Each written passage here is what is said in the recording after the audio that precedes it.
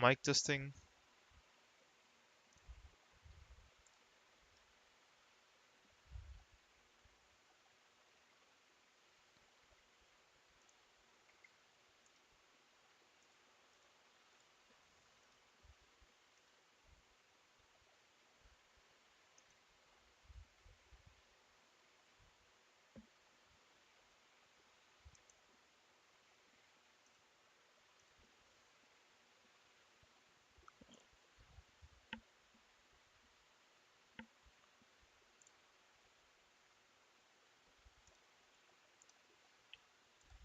Mic testing, mic testing. 1, 2, 3, 4, 5, 6.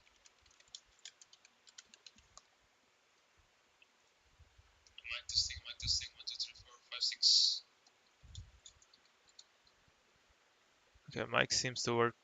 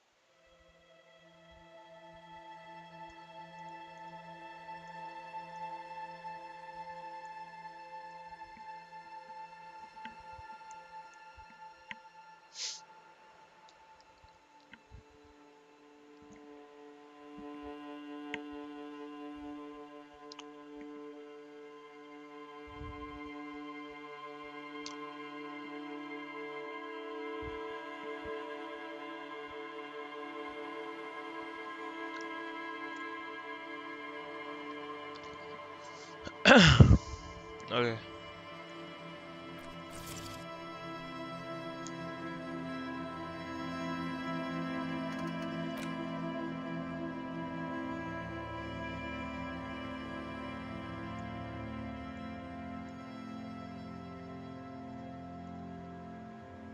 What the fuck is this? Dyslexic font. Fuck no.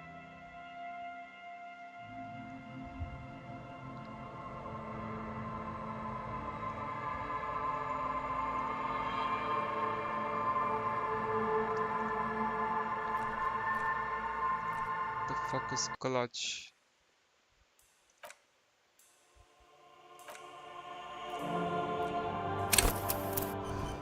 Select. Wait a minute. Select archetype. Thinker. Extremely intelligent, very bad with people. Knows interesting facts. Comes up with original ideas. Plus encyclopedia. 5 intelligence.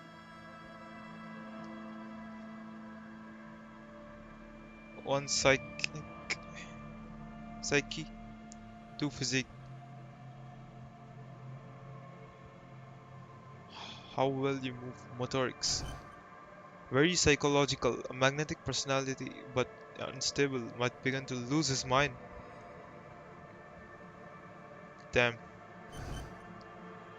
Physical. Extremely physical. Interacts with the world through his body. Gets things done, but dumb as a rock. Fuck this shit. I'm gonna do my own thing.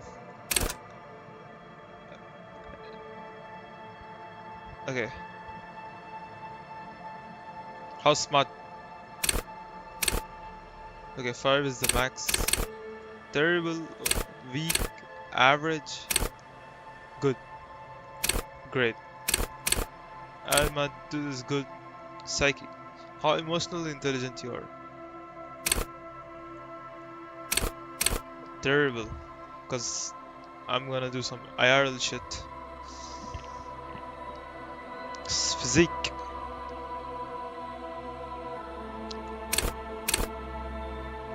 Weak.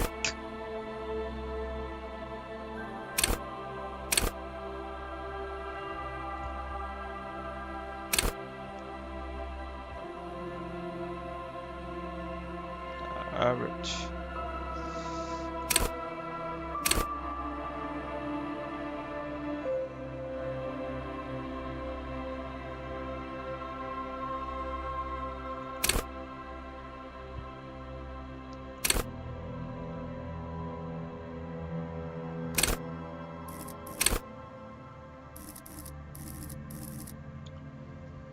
Set skill.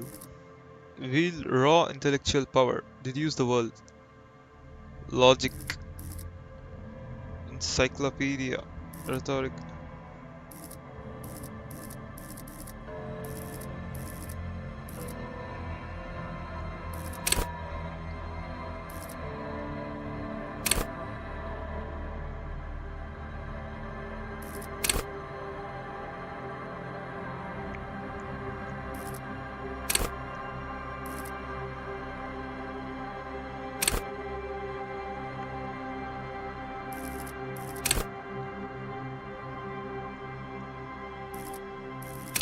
Set signature.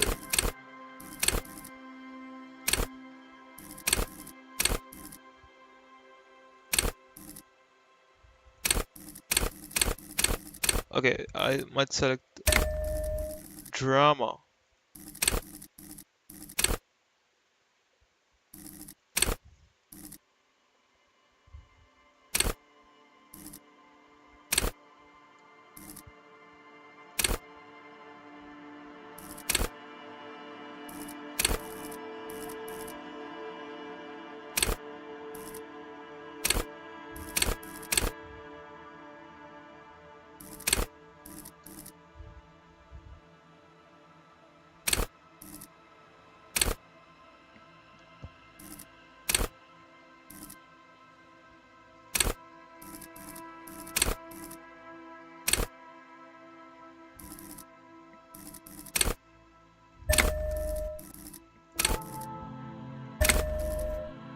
Okay, I can select only one.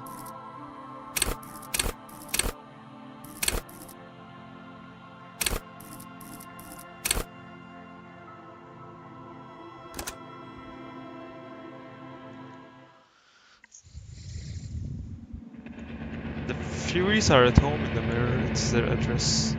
Even the clearest water, if deep enough, can drown.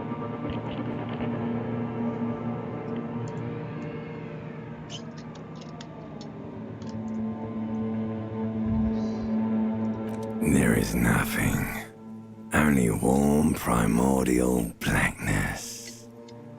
Your conscious ferments in it, no larger than a single grain of malt. You don't have to do anything anymore.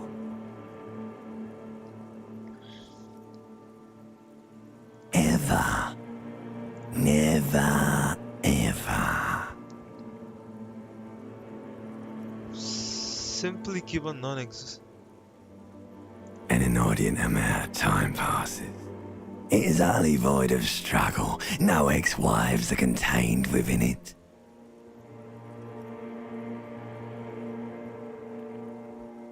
Yes, it is. You got it, sweet brother. Nothing upon nothing upon nothing.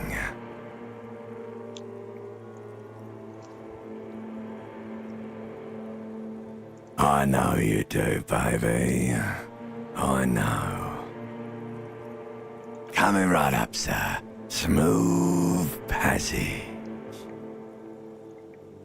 All right. Nothing down to fuck all, borough.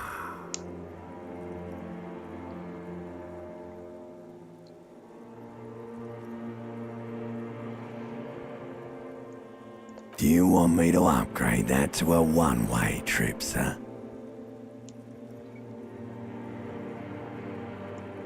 The song of death is sweet and endless. But what is this? Somewhere in the sore, bloated man meet around you. A sensation. Like a fly to the ointment, your conscience sticks to it. The limbed and headed machine of pain and undignified suffering is firing up again. It wants to walk the desert, hurting, longing, dancing to disco music.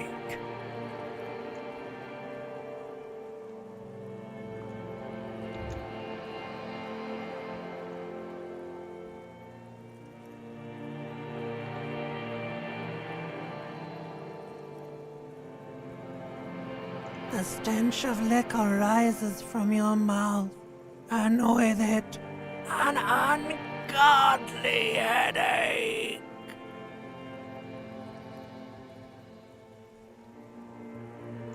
A fiery streak penetrates your skull, trying to force your eyes open. It's a sound, a clarion call from hell. Somehow, you know what it is. A Caprice Canema motor carriage. The fuck is that?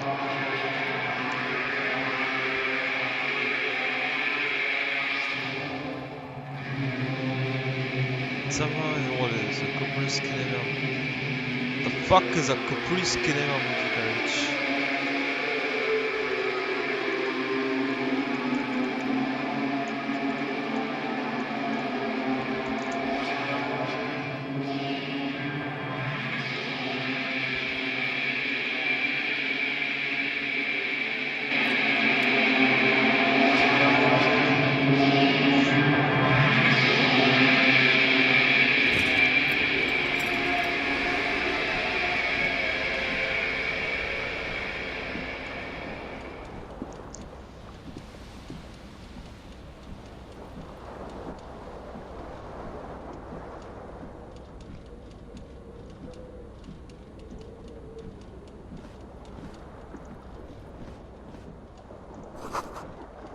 This Magnum says bottle of Commodore is empty.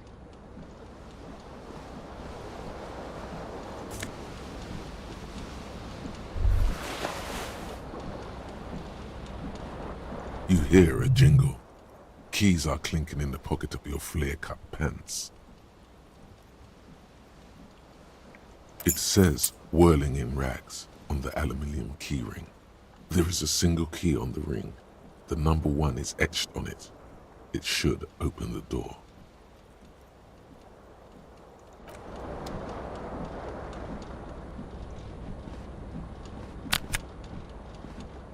The window stands broken in its frame. Cold wind blows in.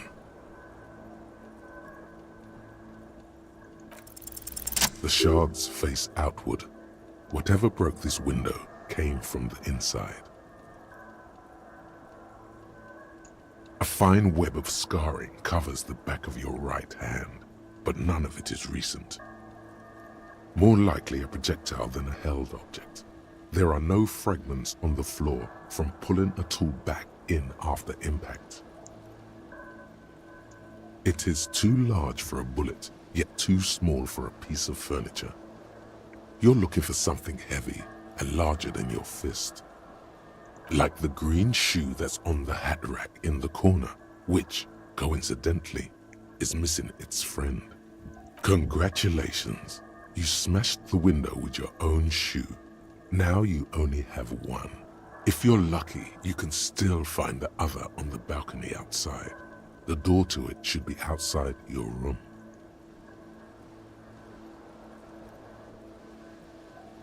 A cool wind gushes in. Your toes curl up from the cold.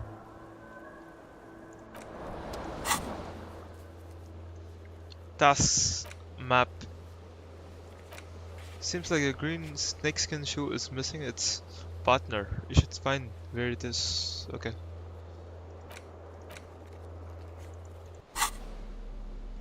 Pants.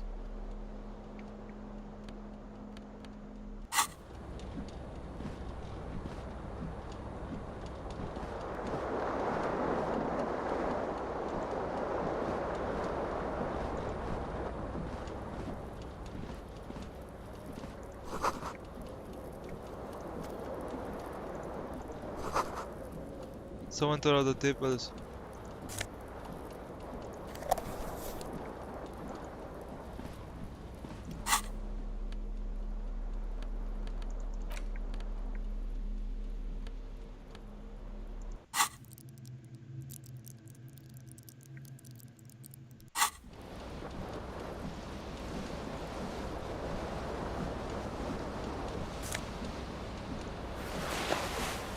Disco ass blazer.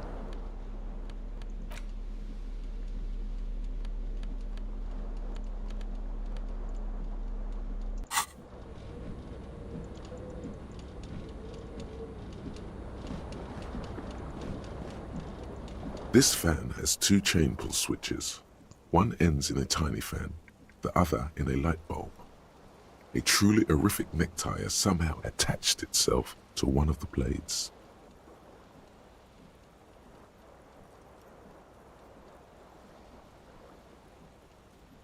Two chain pulls. One ends in a tiny fan, and other is a light bulb. The blades come squeaking to a halt. It should be easier to reach the tie now. You swoop up and catch the tie. Snap! It's released from the blade. The fuck is this? Dice? What you have in your hand is a truly hideous necktie, with 4 or 5 different patterns. The knot reminds you of a noose.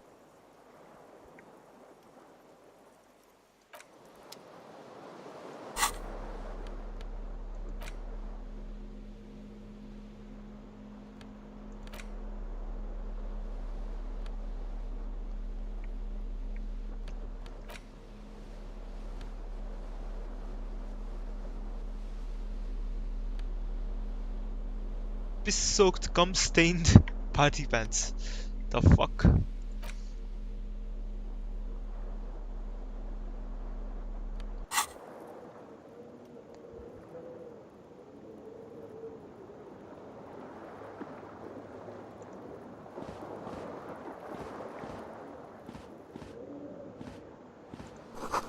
You see bottles in the bathtub. Wine, beer, and sweet liquor.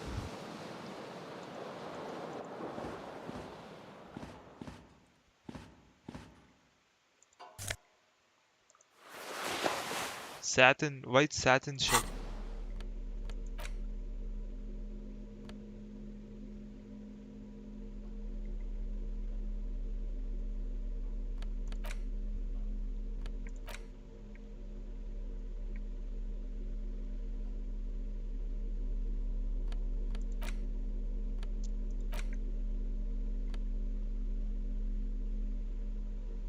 Someone took a piss in the armpits.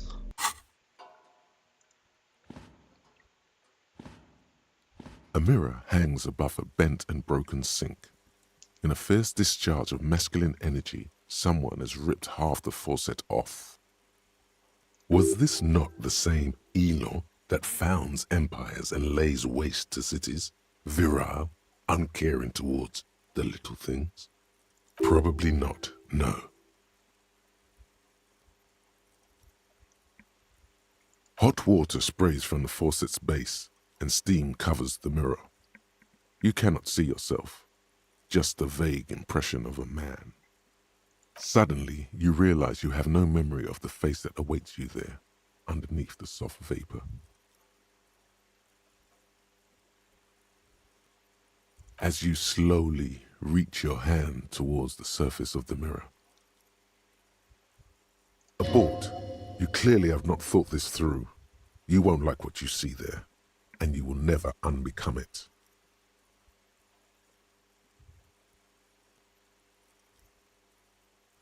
Behold.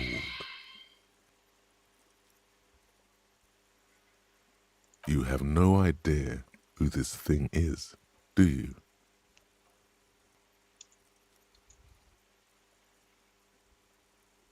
Too late. You clearly have rigor mortis on your face. Or wait, is that an expression? Are you trying to make an expression with that face? Why?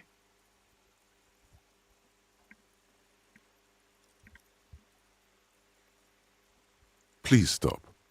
It's horrible. You're scaring yourself. Oh my God. You can't stop. It's like it's not even voluntary anymore. You have worn that grin into your face and now it won't come off. What does it even mean? What is the emotion you're trying to convey?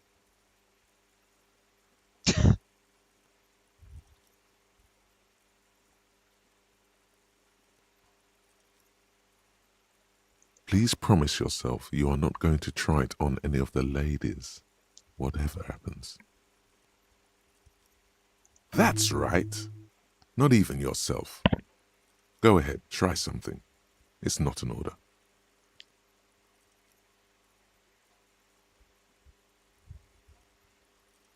Even 42%.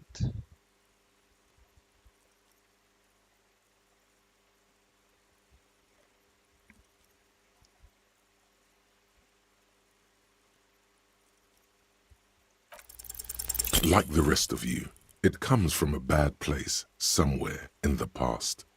That's all you know for now. It's too late. Like an image on film. The expression belongs to your primary motor cortex. It would take a minor neurological miracle for you to cease producing it. Okay.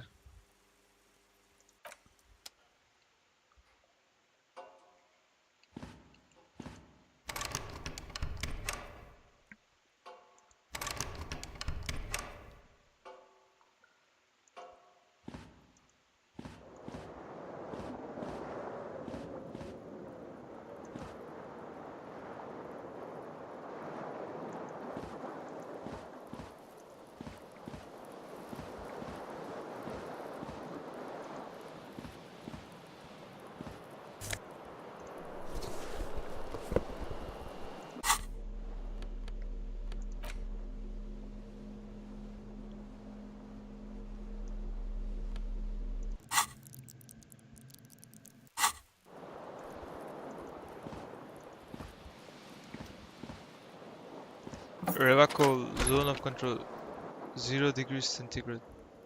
Black ice warning. Oh my god, bro. This game is interesting.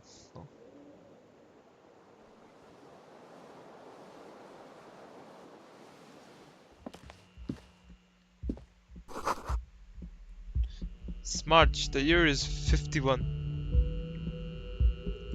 Hello, officer. The young woman raises a cigarette to her lips. Classy. Miss Orange, disco dancer. Her eyes are brown and her face is speckled with birthmarks. She can't be more than 28. A silver jumpsuit falls off her like scale armor, sparkling. This is the sparkle of too many nights out on the city. No.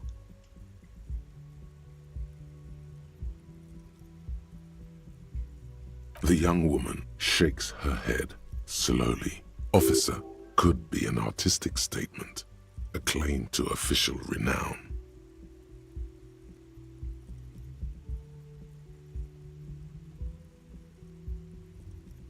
No.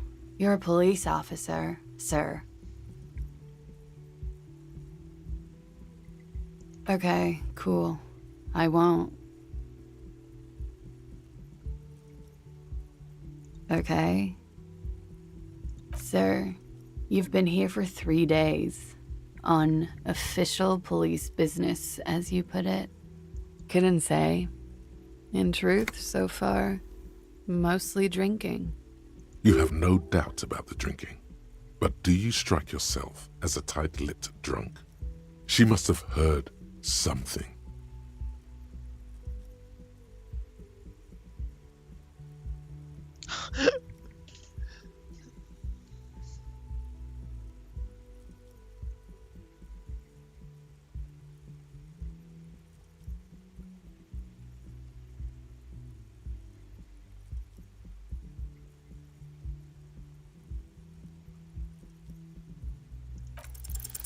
The words have already left your mouth.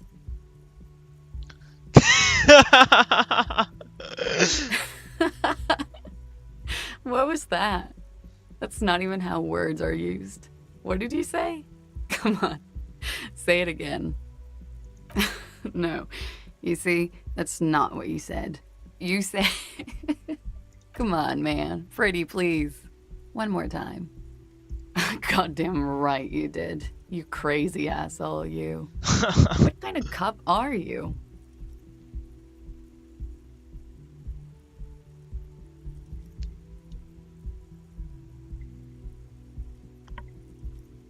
Okay, that's cool. Or if I can just maybe ask you to elaborate on that superstardom a tiny bit. I have certainly been entertained. Thank you. Whatever you are, just Shit, stick bro. to it. Otherwise, it's gonna suck for you later when you have to interrogate me. Oh, fuck. And for the record, no, I didn't do it. What? What did you not do? Looks like he left a nice long stub in the ashtray. It's still smoking.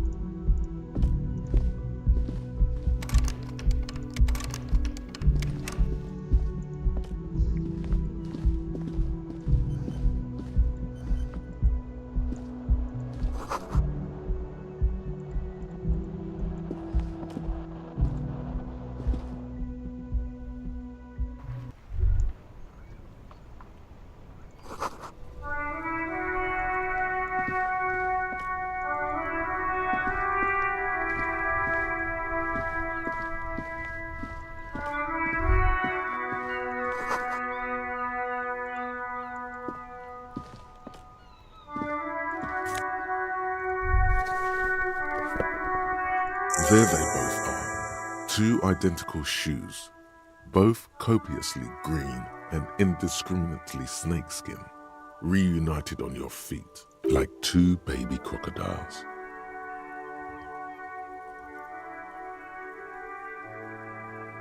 It's pretty clear a normal cop is not what you are. Good, they're balanced, comfy. Feels like the only good thing about you right now, truth be told.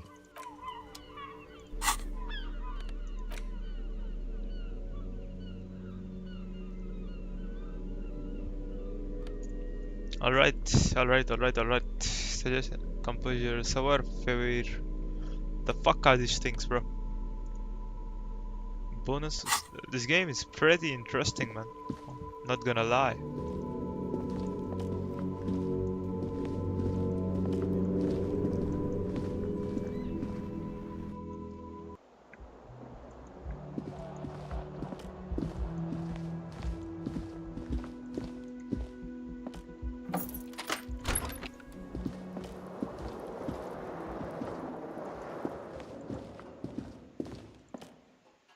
A mirror hangs on the bathroom wall.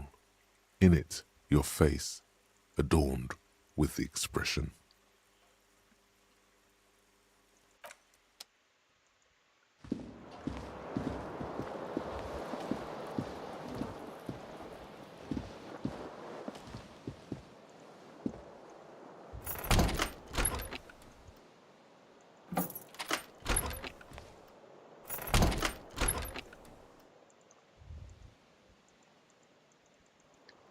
What the fuck is this guy doing? Move, bro. Huh?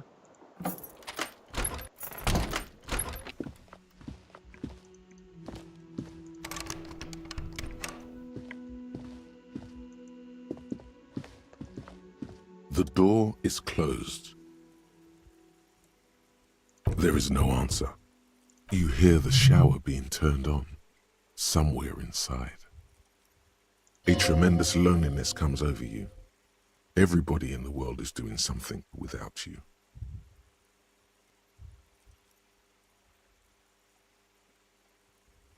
Okay.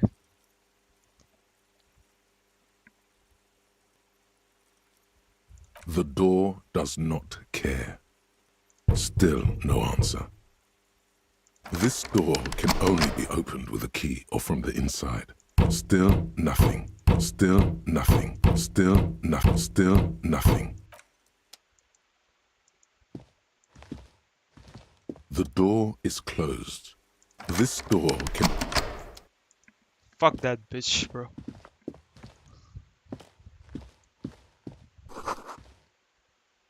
Trompe le monde. The fuck? I don't know French.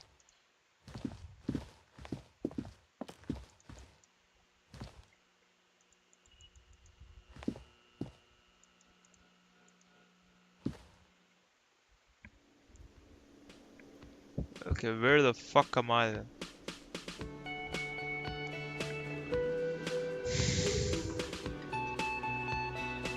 Alright.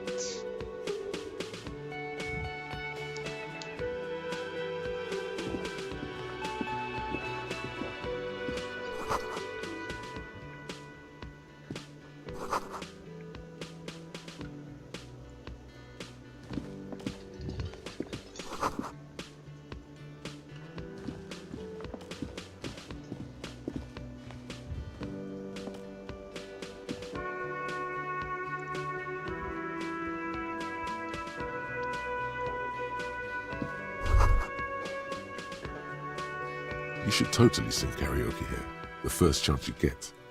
Your emotions need to be expressed. People need to know your vast, oceanic soul.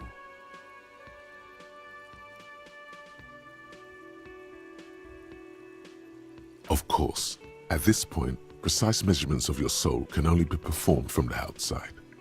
It needs to be heard through a PA system by other people.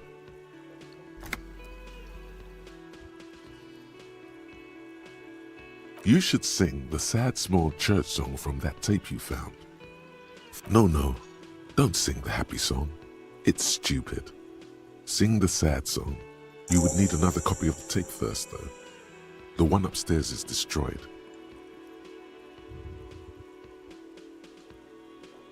Who is mistakenly identified as a cop for his prominent jawline? Yes, sounds likely. You should probably go on stage and pose for a moment when you're done with this thought. See if...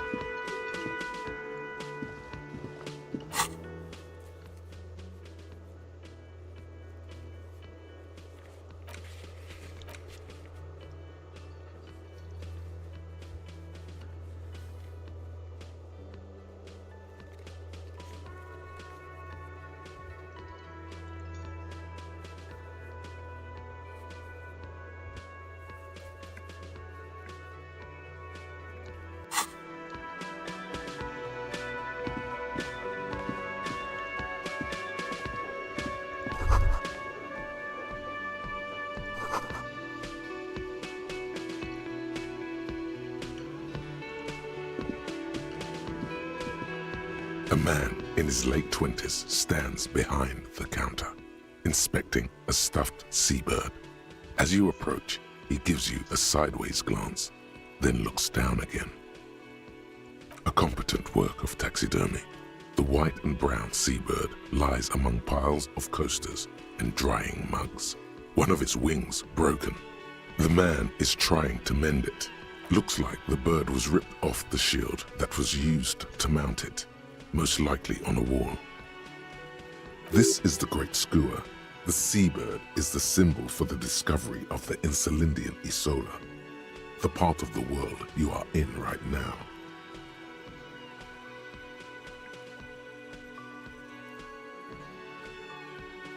Look, your buddy is over there.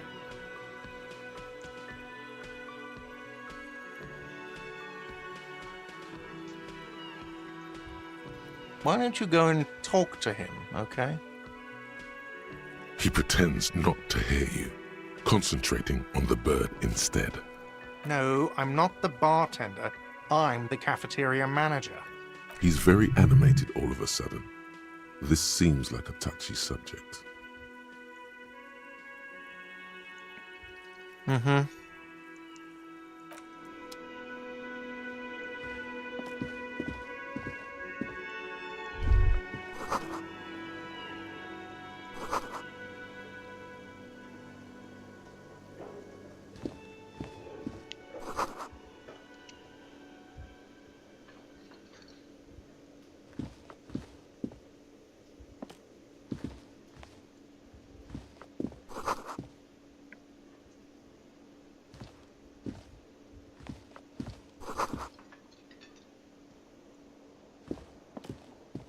Hello, sweetie. Lena, the cryptozoologist's wife. You shouldn't keep your colleague waiting.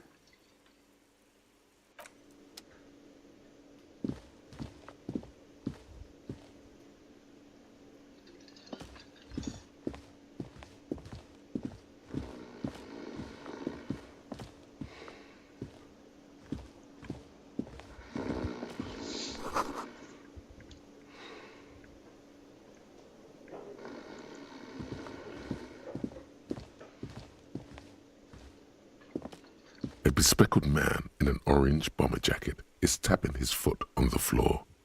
Looks like he's waiting for someone. You. As you approach, he narrows his eyes and extends his hand in greeting. Hello, I'm Kim Kitsuragi, Lieutenant, Precinct 57. You must be from the 41st. You realize he's waiting for your name.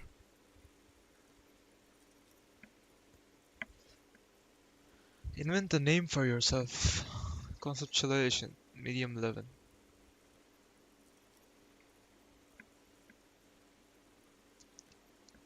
Very well, officer. It looks like we had a little scheduling error on Sunday. Saturday too, actually. Have you had time to talk to the manager here? What he means is, he has been trying to meet up with you for 2 days, but you have been otherwise occupied.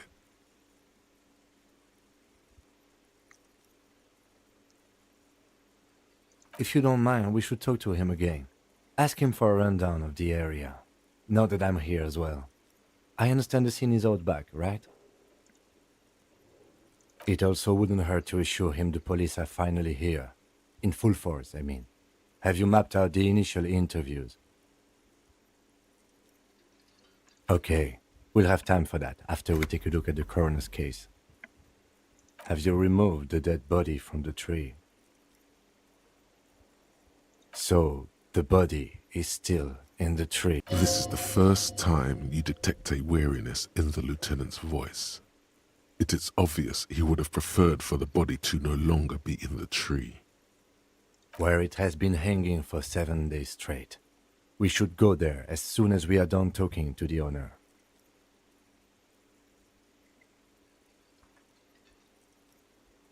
Let's just go with the flow. After you, officer. Inspect victim's body. If you're about to embark on an investigation, shouldn't you have a badge? You mean you don't have a badge? Losing your identification card is a serious matter. My vehicle has a shortwave. You can use it to report your badge missing. I advise you to try to locate it as quickly as possible, but getting the body down should still take precedence. Lieutenant Kitsuragi is now in your party. You can talk to him whenever by interacting with him. Task. Sing karaoke. Interview cafeteria manager. Inspect victim's body. Report your badge missing. Okay.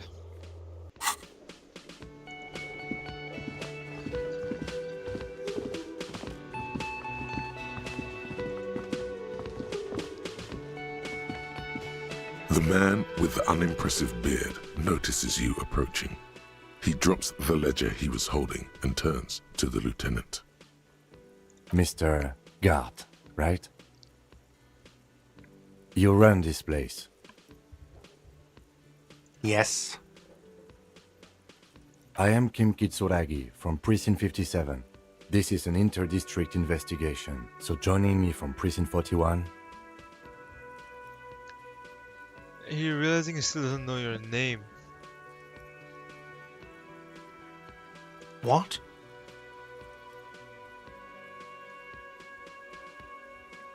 What is this? A joke to you? Is this what you get when you call the police now?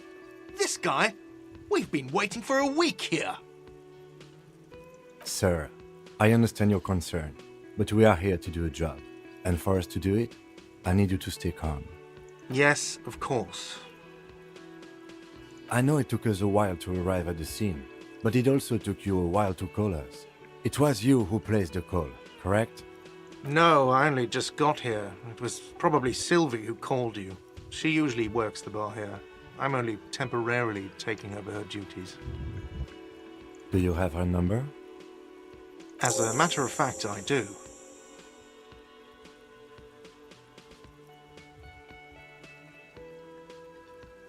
You said you just got here.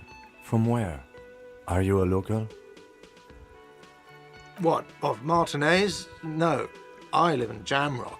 I only sometimes come here to keep an eye on the place. This is just one of the many cafeterias I manage.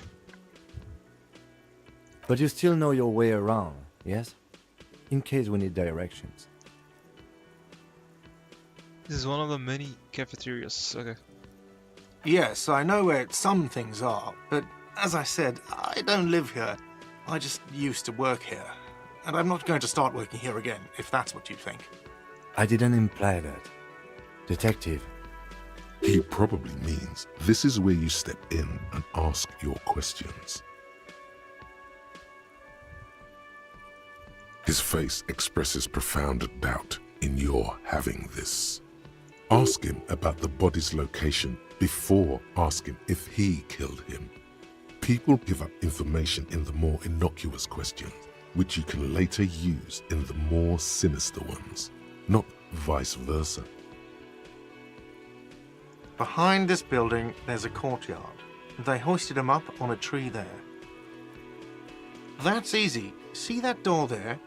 First you exit through that. Then to your right, you should see a big hole in the fence. A really big one. You can get to the courtyard through there. No need for the keys. The hole is big enough for the Franco-Nigerian cavalry to fit through.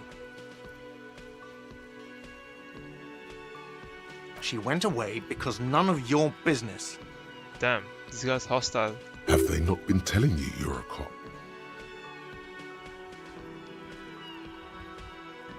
Okay, you got me. She went away because of the dead body out back. And because I asked for her number. That's why Sylvie went away. I hope you appreciate that. thank you.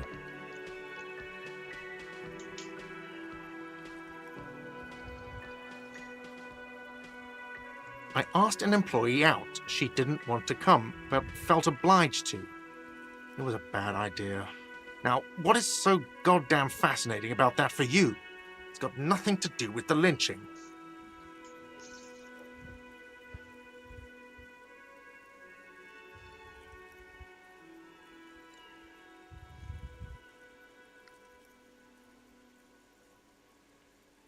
Good for you.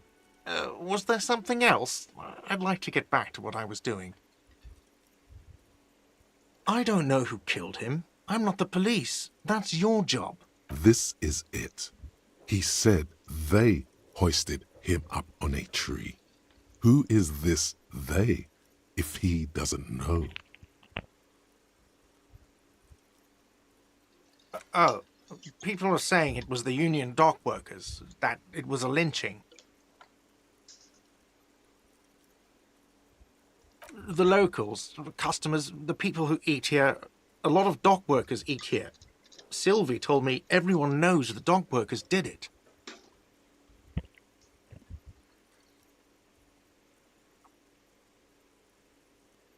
Did the debarders themselves tell her this, or is it a rumor?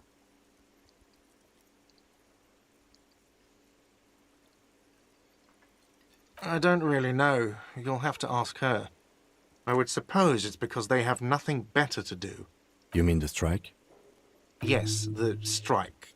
The man they hanged was a security guard for the harbour company, I hear. A mercenary. The unionistas probably thought they'd send a message.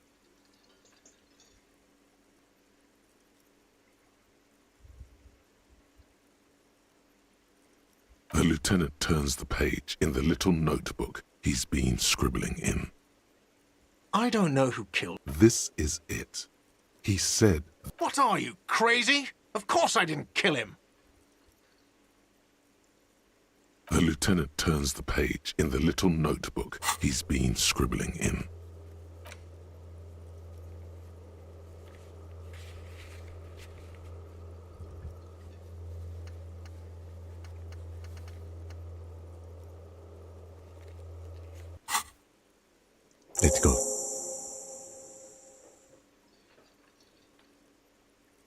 Not so fast.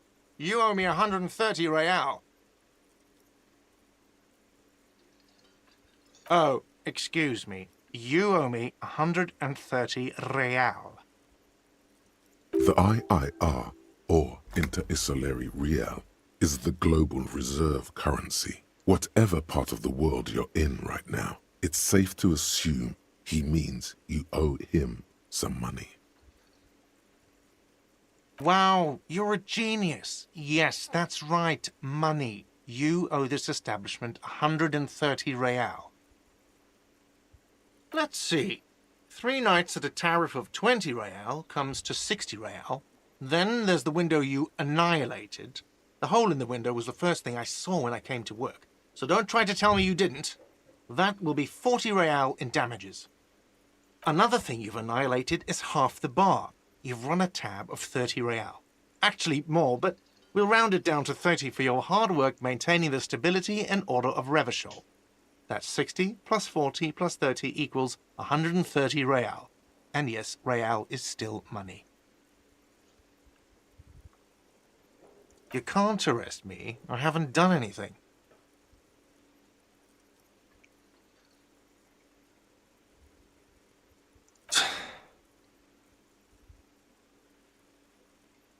You can't arrest me. I haven't done anything.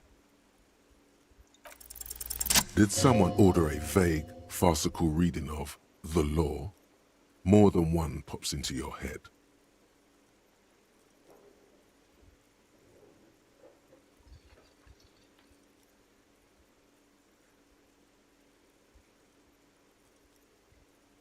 Are you trying to frighten me now? What is this?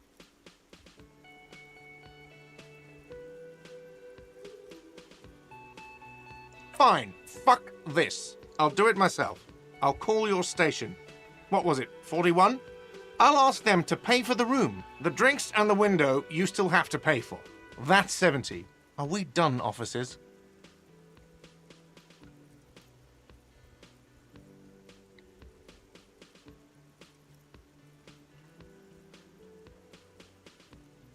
You still owe me 70.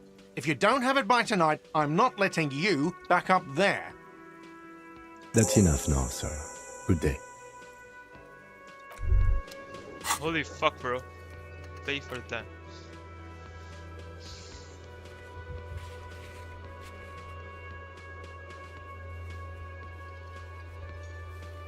$70. Okay, sing karaoke, inspect victims, get a little sad song. Enjoy your rhythm. By the way, where is home? The address is coming up blank, and this place sure isn't it. But you've been at this hostel cafeteria for only 3 nights. Where were you before? You had to be somewhere.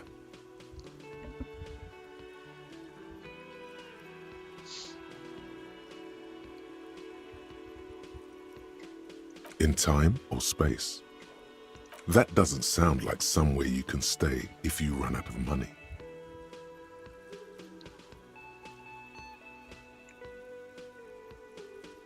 You can try. Run some addresses in your head when you get the time. Maybe a street or an apartment will appear.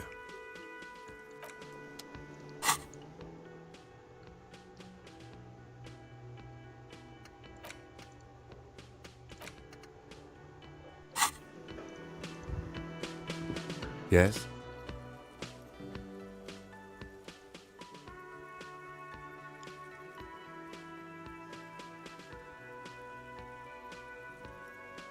No response. He just arches his brow. He's having trouble processing it, believing it even. A moment passes. The lieutenant glances at the sports watch on his wrist. What do you want to know?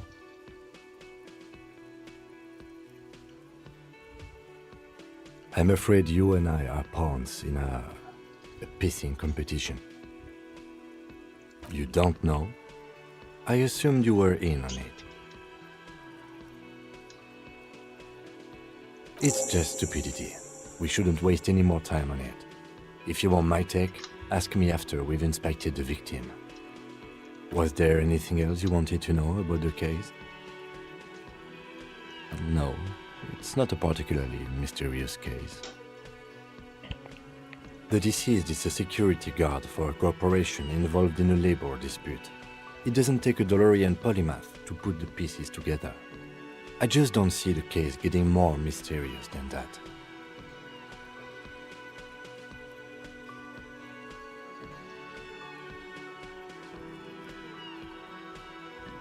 There was some interest in this case at my station, but not for the reasons you have in mind. You seem to wish there was Yes, it just so happens there's a beautiful blonde 19-year-old woman at the heart of this case. A rich one, in fact, part of a murder sex cult. The weary tone is the surest indicator that the lieutenant is being sarcastic. Actually, it does have to be murder. This is a murder investigation, but we digress. It can still be an otherworldly sex mystery in your head, with a dark twist even.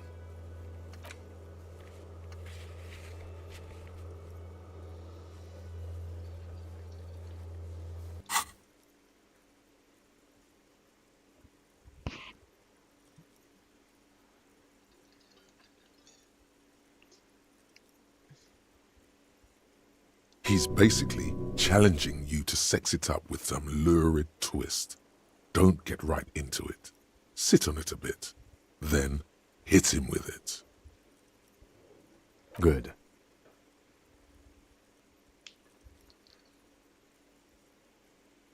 Me? I don't see how my life is pertinent to the investigation. If you insist. What do you want to know? That's because I'm half Seolite, or quarter. My father's father was from Seoul. So was my grandmother, but from my mother's side. It's not an interesting topic. It's a part of the world, officer. A geopolitical entity and a geographic division. I told you it wouldn't be interesting. Seoul is a protectionist, isolationist, pan-Isolari state west of the Insulindian Isola. Actually, it's quite interesting. Some would even say mysterious. You're barking up the wrong tree. I don't speak a word of Seolite. I've never met either one of my grandparents, and I've never been to Seoul. I'm a regular Revacholière. A point of pride to him. No. Your brain sends the signal to your lips, but they refuse the order. Something is... It's like you're locked down. Something the matter, detective? What's going on? It's like you're a puppet in his hands.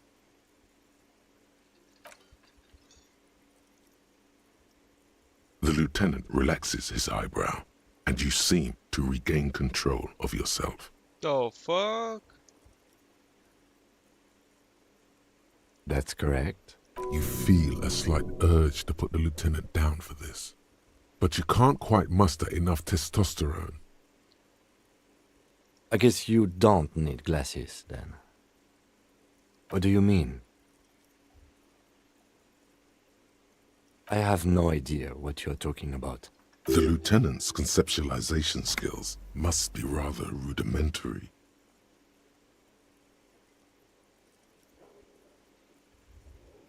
What? Think? I do most of my work inside my notebook. The lieutenant produces his small blue notebook and idly thumbs through a few pages. We all have our different mediums. His is written. Good. Let's change the subject. What do you want to know? Maybe you can tell me what you do know to help me narrow it down a bit. Then you are not that far behind, actually. Do you want me to brief you? 3 days ago, the RCM Emergencies Desk received a report about a security guard who was found hanged in Martinez. An anonymous caller said there was a dead body behind the Whirling in Rags hostel cafeteria. The cadaver had been there for 4 days. No one had come to investigate. During that time, the victim had been stripped of his belongings. The caller did not identify him, but used the word lynching. There is an ongoing labor dispute between the local dock workers and the logistics company Wild Pines. I was told we should approach the death as part of this dispute.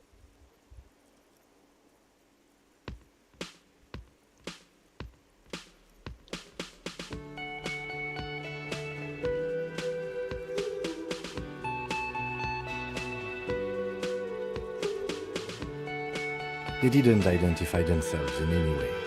The tone was muffled using a device of some sort. The desk could identify neither the caller's age nor sex. There's a strong prejudice against involving the RCM in what's seen as union matters. The dock workers' union is the de facto police in Martinez. Now it appears they've started executing too. We cannot allow that.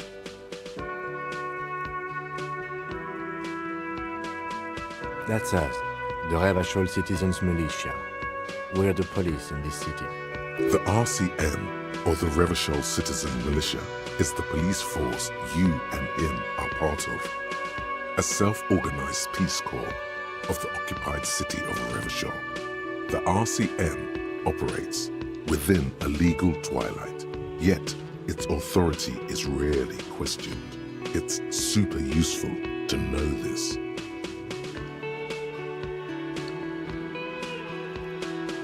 That's right.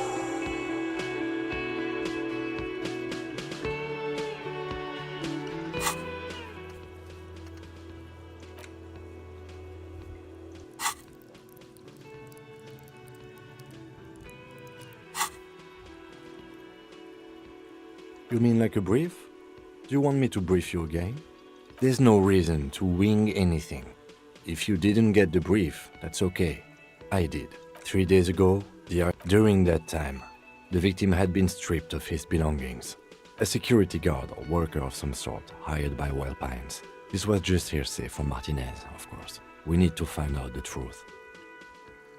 They didn't identify. There's a strong prejudice against involving the RCM in what's seen as you. Just to be clear, we are police officers. It's our job to find the killer. That's the case. Uncover and arrest the killer. Good.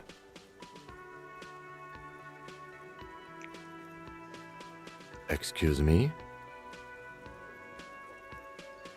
Detective, if I may be frank, you seem to be in a deranged state. You have trouble remembering things. You've misplaced your badge. I cannot let you act in the name of the RCM without supervision until you've regained control of your faculties. Some you time? This is a police investigation, not a journey of self-discovery. You'll still have your evenings to yourself. A moment passes.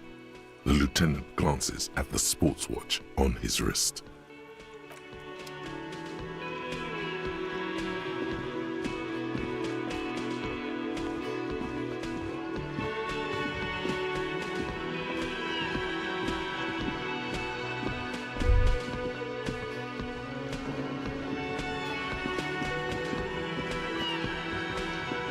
Hello, sweetie.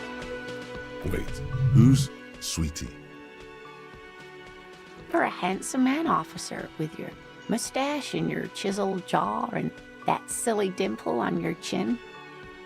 But dear, you're not for me. I'm too old and too married besides. You must forgive me. I'm getting so scatterbrained. I completely forgot to introduce myself. I'm Lena. My husband Morel and I are staying with our friend Gary just down the street, but I come here for tea when they're away.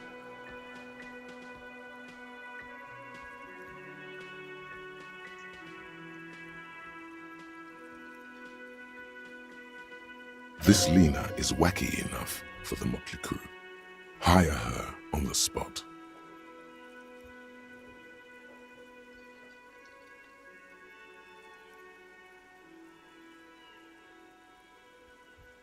Oh, sweetie, I heard your conversation with the manager about your financial troubles. When do you get your next paycheck? You must be joking.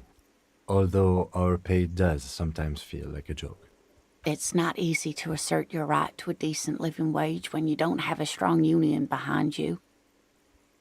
Maybe you should talk to Everard, the union leader. Interesting idea. This Everard sounds powerful. Maybe you can wrangle some coins out of his pocket. Try to force a tear out of your duct. Really rip into the whole emotional aggression thing. Officer, get a hold of yourself, please. Sweetie, I'm sorry, but I think you need more help than I can give you.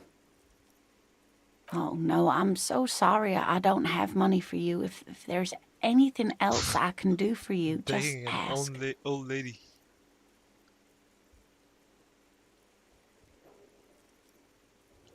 Whatever do you mean?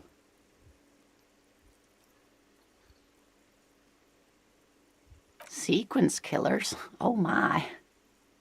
But I think you already have a partner, sweetie. A partner who needs you to help him get a corpse down from a tree. Yes, and it seems to me that you do well to stick close to him. He has the look of an upstanding officer of the law, someone you can lean on, and, sweetie, you are looking unsteady. And even if he weren't there, I don't think you'd have much use for me. I really would like to help out, but I don't want to slow you down. If it weren't for all the stairs and potholes in Martinez, I'd join you for sure. Yes, officer. You look rather dazed. Like a stunned fox. But surely things can't be that bad.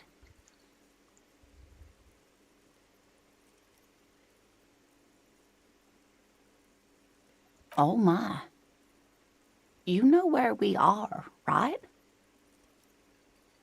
Yes, but more specifically on the coast of the city of Revachol, in the district of Martinez. How would I even begin to tell you? Revachol is the most beautiful city in the world. We're fortunate to be here, you and I. I haven't seen very many other cities personally, but everyone says so.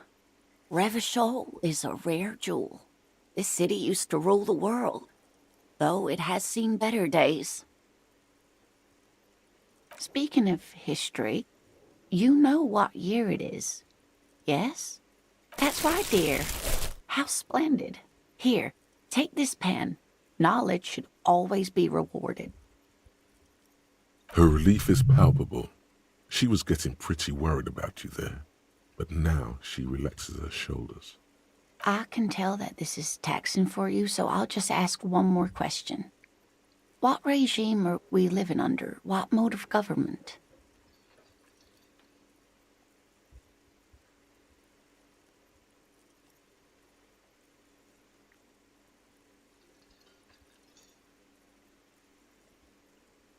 Nope, sadly not. Revachol is what's called a zone of control, under an alliance of foreign powers called the Coalition. We have no government of our own, and what democracy we have is market-driven. Meaning, buying is voting. It is quite disappointing, yes. A lot of people would like some form of representation. There's talk, but for now, the RCM is all we've got. Oh dear. And you were doing so well. There aren't any cops in Revachol, not in the traditional sense. The status of law enforcement has been a complicated matter since the revolution. But we should stop for today, sweetie. You look like you need a break. Besides, I'm not the best person to explain the big things to anyone. She's scared now. She's realized you really are brain damaged.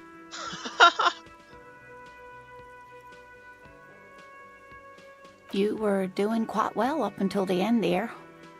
It does look like you're having trouble remembering things. History and places. Remembering reality in a word.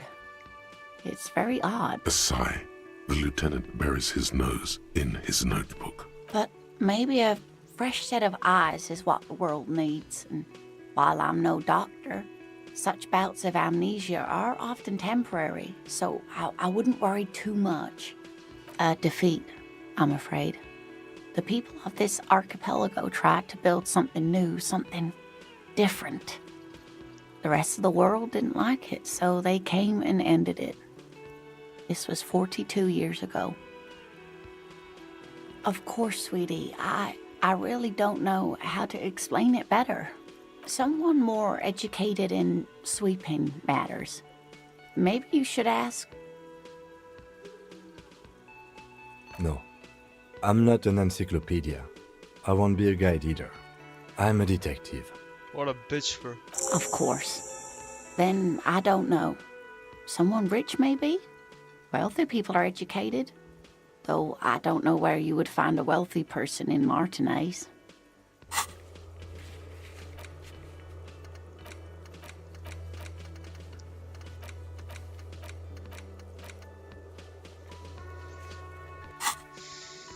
Yes, dear. I'm a paraplegic. A paraplegic is someone with limited or no ability to use the lower half of their body. Paraplegia is caused by spinal cord injuries, like falling from a great height, or a grenade explosion.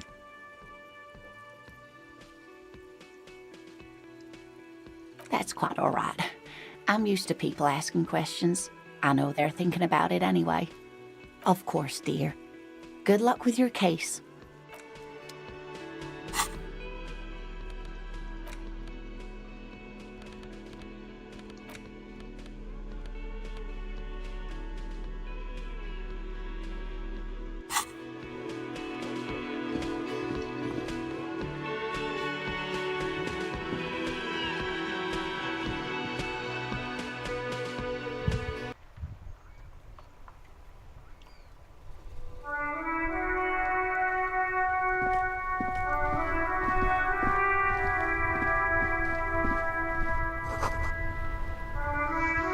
Fuck the police.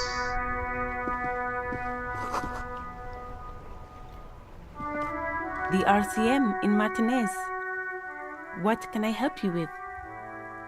We don't see a lot of police around here, that's all. Of course. What can I help you with? Excuse me?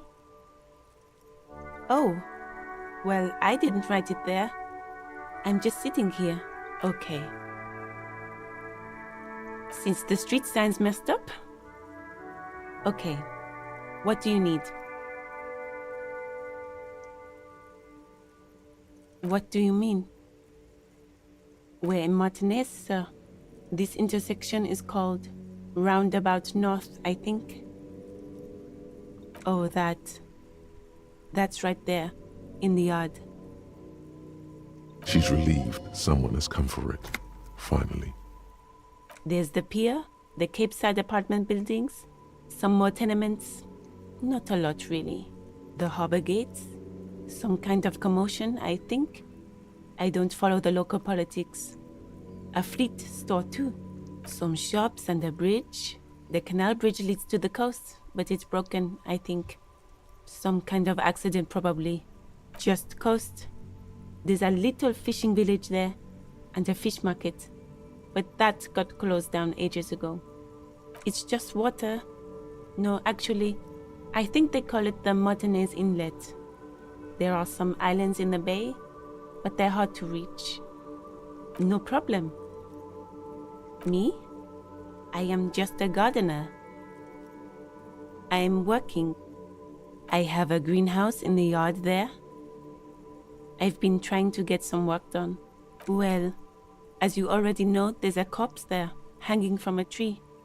It smells pretty bad, so I have to take breaks. Don't worry, miss. We are here to clean it up. You can get to work soon. Thank you. My head is about to explode from all the salts I've had to inhale. Of course. I won't hold you back.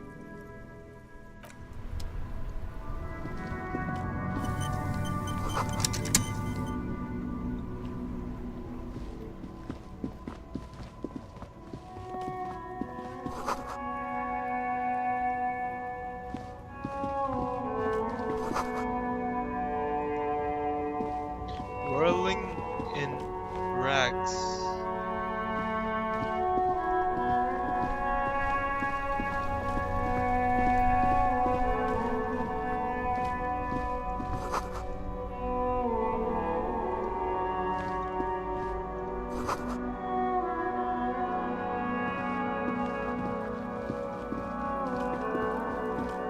You see a set of tire tracks in the brown slush that covers the plaza mosaic.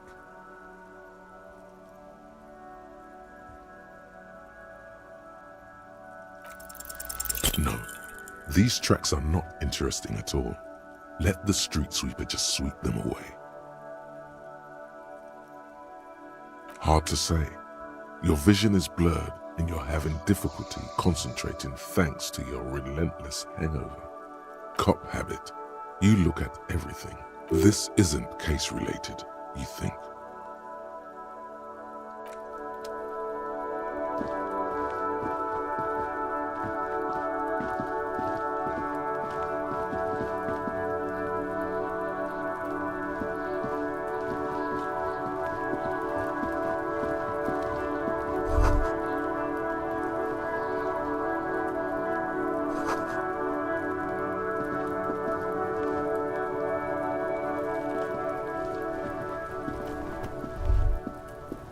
Kuno's got this.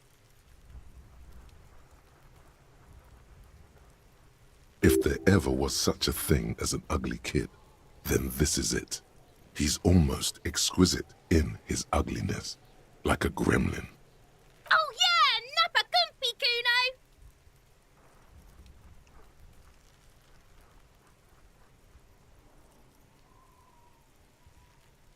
Can't talk, pig.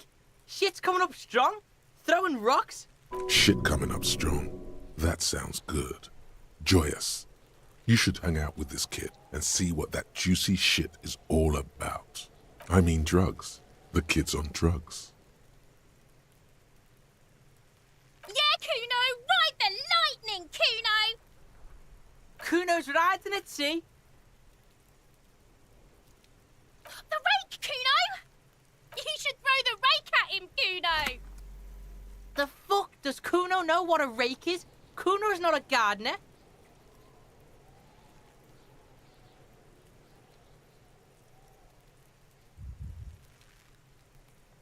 We shouldn't do anything.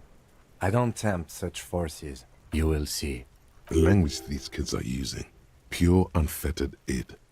There will be no reasoning with those creatures.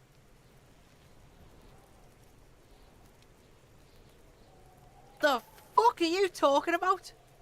He's calling us Kuno! He says we're fucking each other!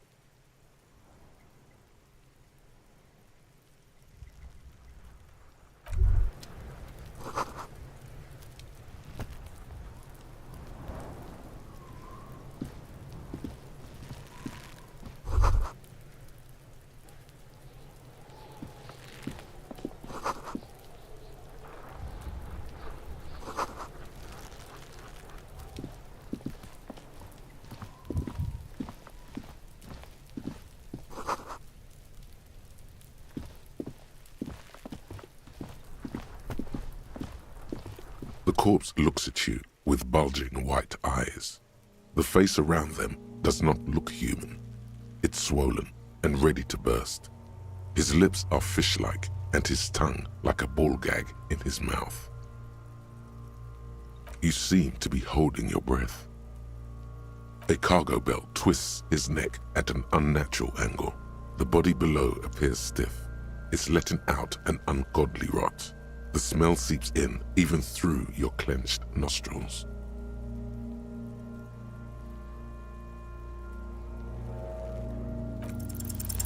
The smell is repulsive. It pushes in from your mouth, more instant and more familiar than anything you'd expected, more fever than odor. It fills your mind, flushing you from within.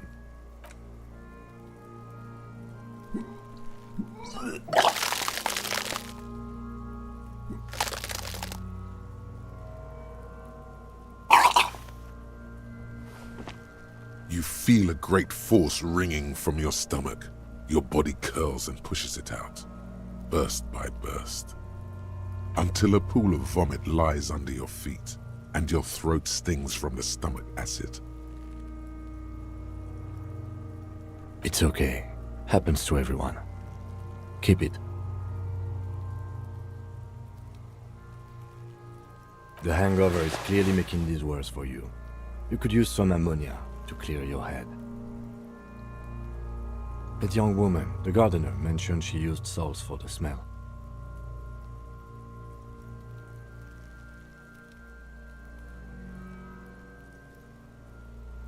If she doesn't have any, there might be some in the fridge store nearby.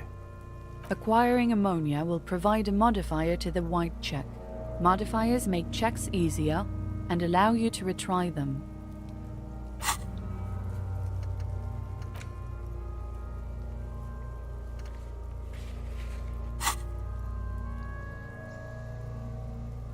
Active decay. It's okay to throw up, officer. No one is judging. He's about to blow! Cop's gonna blow, Kuno!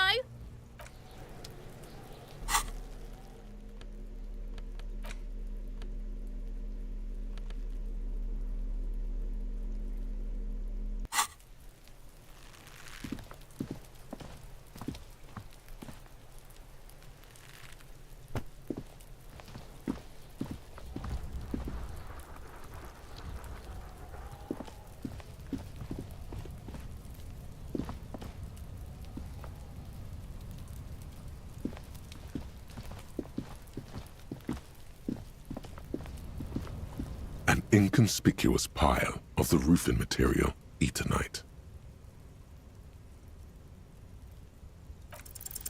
Because there's a secret door hidden behind the panels of Eternite. That's why they're too orderly. There it is. You see a shabby little door.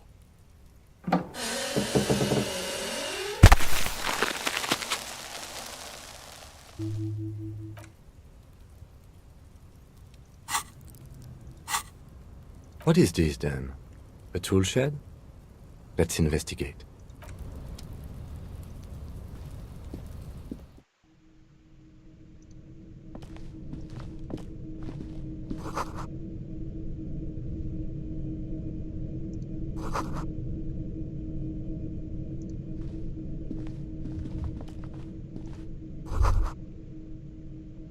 Be still, my beating heart.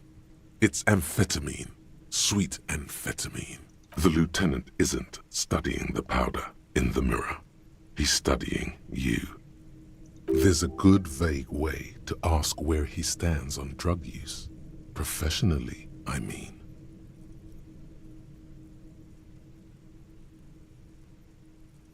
Perhaps not. This is below our pay grade, detective. However, see that ladder there? It's probably another way into the industrial harbor, no? A secret path the local kids use.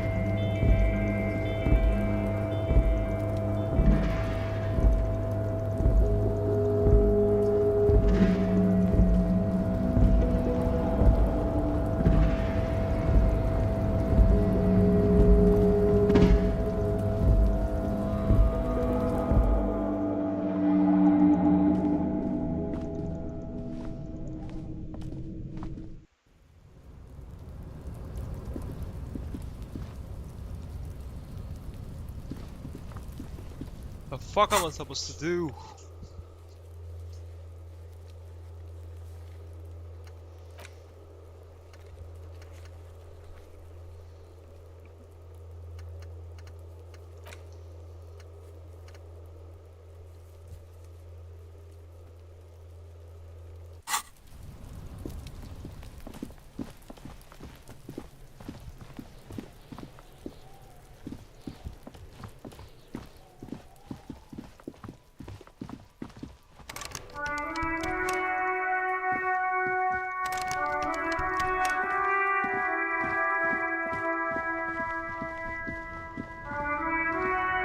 Hello again, officer. How are things? Sure, I'm done with them. Go easy on that stuff. It gave me a terrible headache.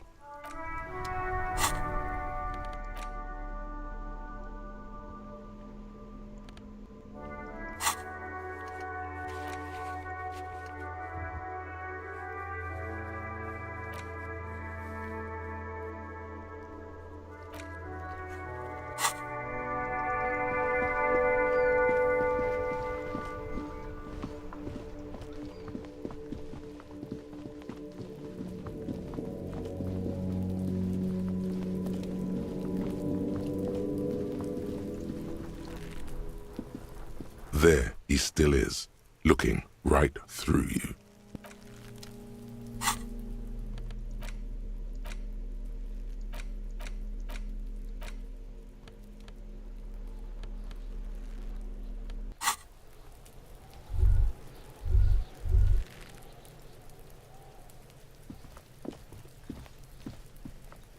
There are several footprints in the mud, left by work boots. Anywhere from 6 to 12 pairs have walked here. Maybe more than 12. No, 8 pairs of boots have shuffled back and forth in the mud. 1. Standard work boot, steel reinforced toes, number 46. 2. Standard work boot, steel reinforced toes, number 44. 3. Hobnailed work boot, steel reinforced toes, number 43. 4. Standard work boot, number 45 or 46? You don't know. It's a miracle you can tell the prints apart as it is. The cold must have preserved them. 5. Another standard work boot, steel reinforced toes, number 44. 6. An aberration, light as air, even pace, same make of boot, but number 41. Impossible to tell. Could also have been an adolescent. The gait is undeveloped. You're not bad. It's as if the whole world darkens. Everything else has a thin film of unimportance on it, and the tracks burn in the middle of it, in a strange, beautiful way. 7. The glowing outline of a standard work boot, number 46, but the imprints are twice as deep as the others. The weight exceeds 200 kilograms. 8. And yet another standard work boot, number 44. There's an aberration in the pattern of the sole, however. The right sole is smoother, more worn. How many? I was pretty off then. I counted 20.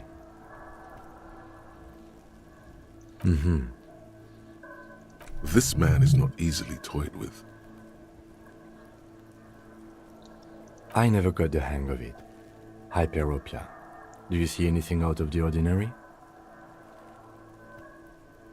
200? Could it be the combined weight of 2 people, one carrying the other who's tied up? Let's say a heavily built worker carrying a similarly built, soon-to-be-dead man. He might be right. 200 kilograms of living weight is unlikely. Possibly, yes. But why? Yes, they could have used a makeshift stretcher or just march him up to the gallows.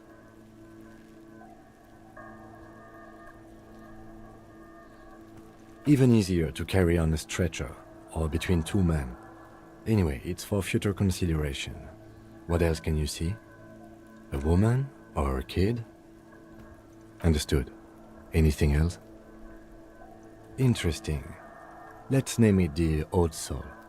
Someone operating a workbench with a pedal? Like a joiner at the harbor. Or maybe a drummer? No, it's not. Forget I said it. We are not looking for a drummer. Perhaps it could be a driver. A driver would wear out the right shoe before the left. The accelerator is on the right. We should keep our eyes open around the traffic jam. See whether anyone strikes out as a potential suspect. Seems prudent, no? You're right. Let's keep a low profile. A week, maybe? 7 days would fit the time frame provided to us by the caller, who reported the hanging. It is not impossible. I pulled last week's forecast for coastal Havashol. 7 days below freezing. The day before, the day of his hanging, was the last warm day. Correct again. Sub-zero temperatures would preserve the tracks in a good state. The commotion here could have taken place a week ago. What do I think? A mob of people brought something heavy to the tree. One of them was carrying the victim. They shuffled around, especially under the tree. Then, after hoisting him up, they stood in a semicircle facing his direction. At first glance, this appears to be a lynching. Indeed, they all stood in a row here and looked at the tree. Yes, everything fits so well. Carried him over, hoisted him up, watched him hang. This is easy. The lieutenant's eyes narrow. He's thinking to himself. Either way. What else?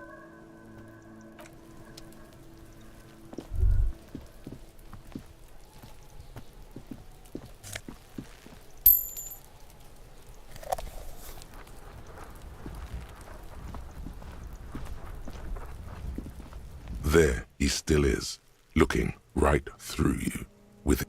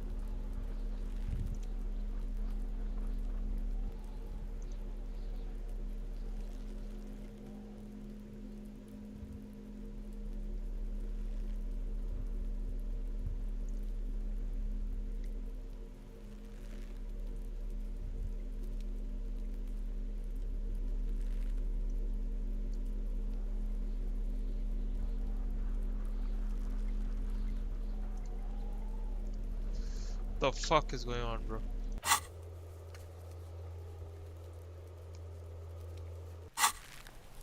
there he still is, looking right through you, with his white eyes. The body below is entirely dedicated to that corpse smell. Emitting it is all. The ammonia only makes it worse. The combination forces tears out of your ducts. You manage to keep it in once. The second time, not so much. When the vomiting is done, your cheeks are wet with tears.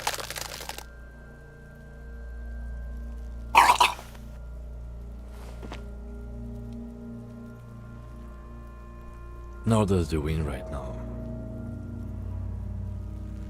I've seen strong men turn themselves inside out for hours. You are facing tough odds here. Alcohol withdrawal makes it considerably harder. That's probably a good idea. Clear our heads. But before we can do that, you need to get your shit together.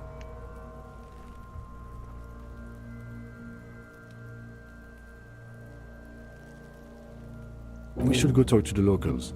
Find something else to do while the wind changes. It's pretty bad right now. You've gained a thought. When this dialogue is over, go to your thought cabinet and internalize it for special bonuses and effects. Give it half an hour. Get yourself together. Then come back and have another go.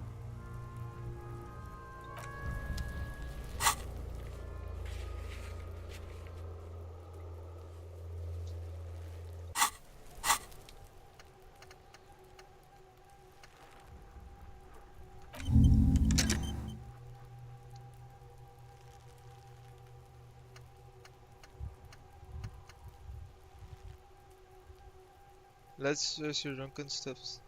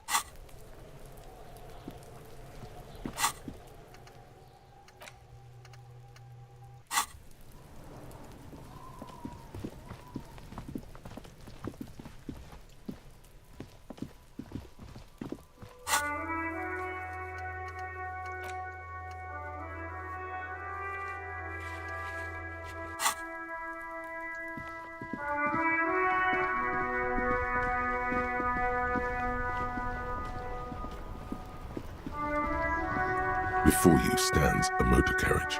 The bodywork is covered in blue and white livery, bearing the number 57. Vapor emanates from the large engine on the back of the vehicle. It hasn't had time to cool off yet. This must be the infernal machine that tore you from oblivion. The Caprice Kinema motor carriage. In the cabin, you are welcomed by a set of steering levers, a radio microphone on a hook, a pull-out toolbox under the seat, and the soft glow of the fuel preheater gauge. The frequency tableau lights up, and the green button labeled Prime Line glows like a feline eye. And then you hear something, the soft purr of electrical kittens, radio waves cast far and wide over the metropolis.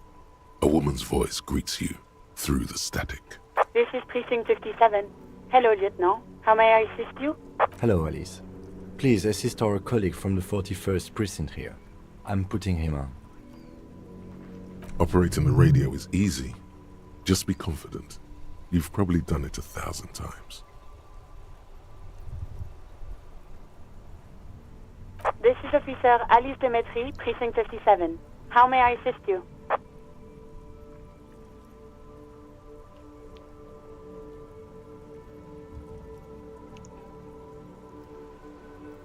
Just a second, officer.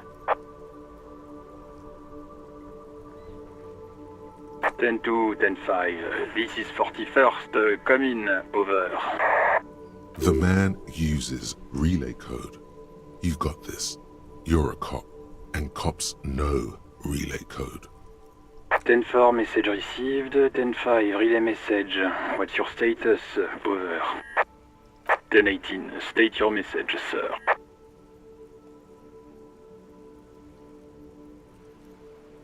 10-9, over.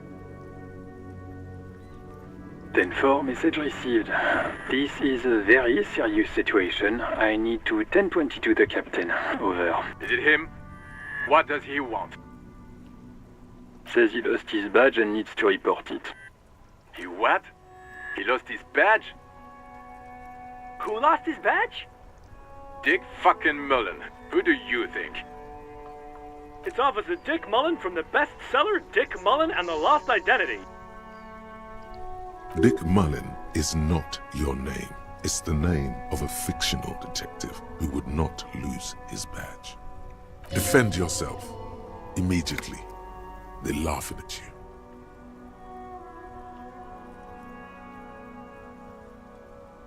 He says this has probably happened to other policemen before him and laughs sarcastically. Oh goddamn it! Is he fucking kidding? The whole station's gonna be dicked for this. Satellite Officer Vikmar is wondering if you might be joking and adds that this tarnishes the reputation of the entire station. Over. Mullen dicked us.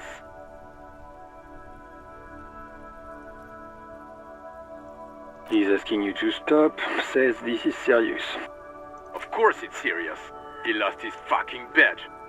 Satellite Officer Vikmar concurs, losing your badge is serious. Over.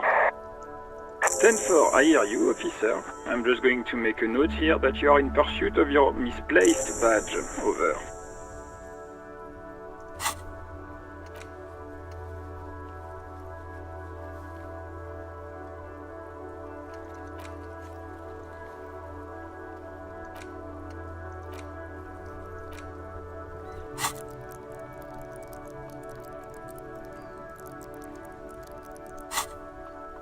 Fuck me.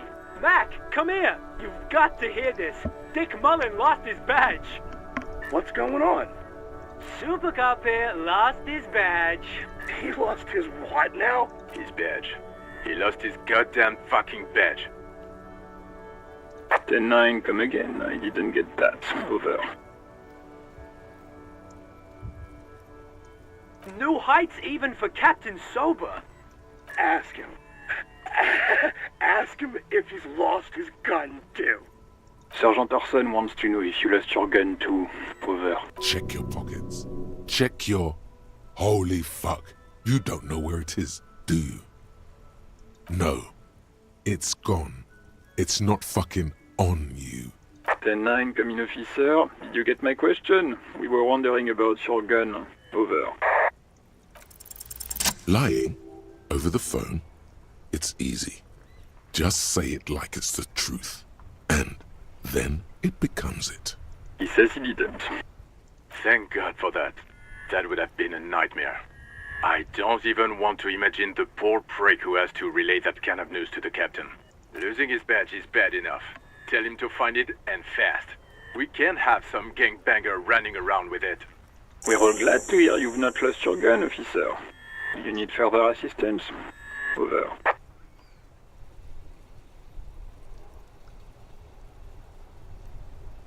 "10-4, I hear you. I don't have the authority to grant your request, but... What does he want now? He's asking for money. Is he fucking kidding? I don't think he is. Don't give that asshole anything. He's just gonna drink it all. Alright, that's a negative on the additional funds, sir. Over. He says it's important to the case. He isn't getting a red cent. You can tell him that.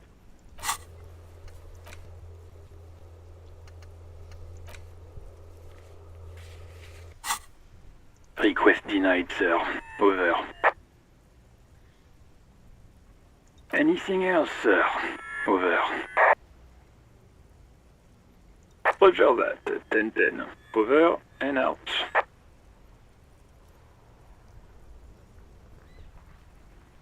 A metallic drawer slides out from under the seat and clicks into place. The tools inside are neatly organized. Take what you need, officer. It's going to be a long case. I'm not protective of my tools, like some men are. He's clearly a little protective of his tools. But what can you do? Work is work.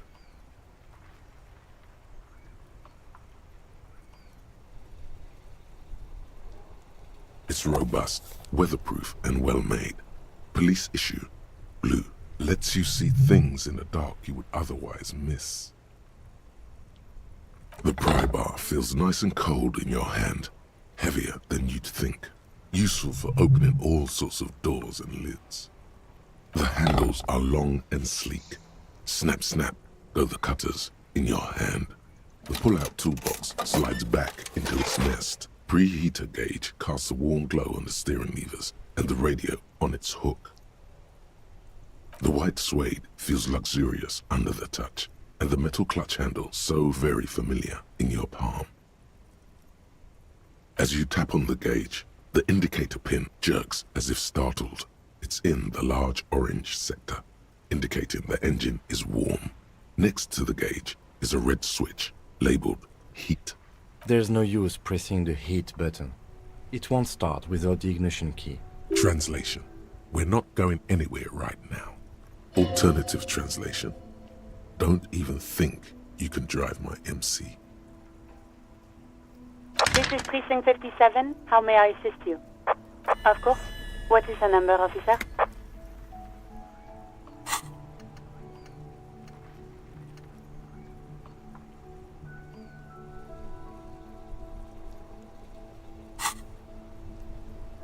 Yes, hold on. Her number is 005 1944 298.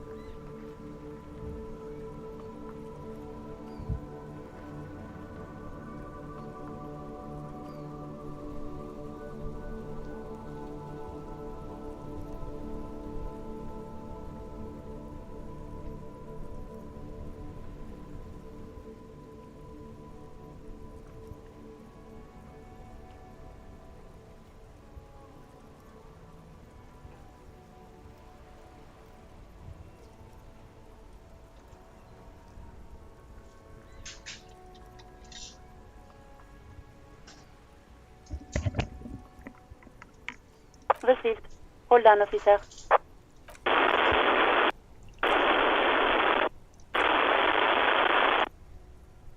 Give it a minute.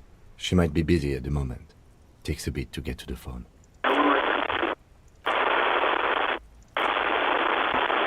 Officer, I have Sylvie Malaika on the line for you. Yes, hello?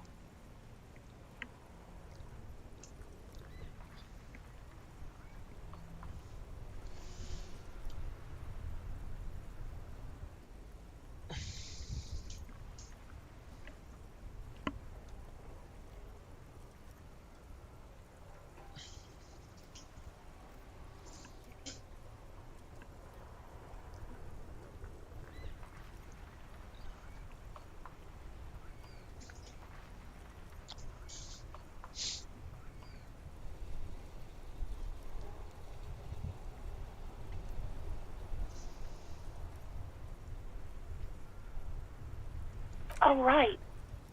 Hello, officer. What can I do for you?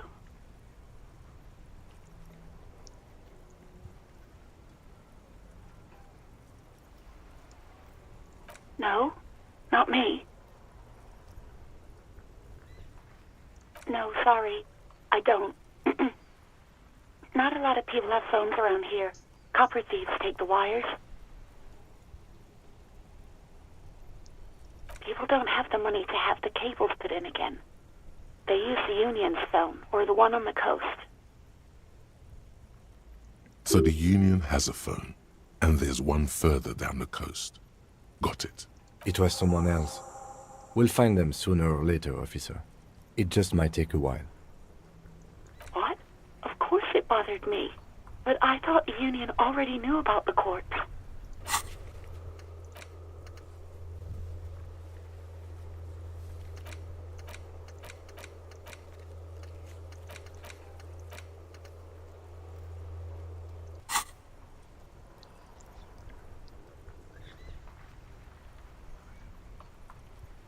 No one calls the police. The Union would get angry. You know, what the Union says goes. People listen to them and they take care of their own, which is like everyone here.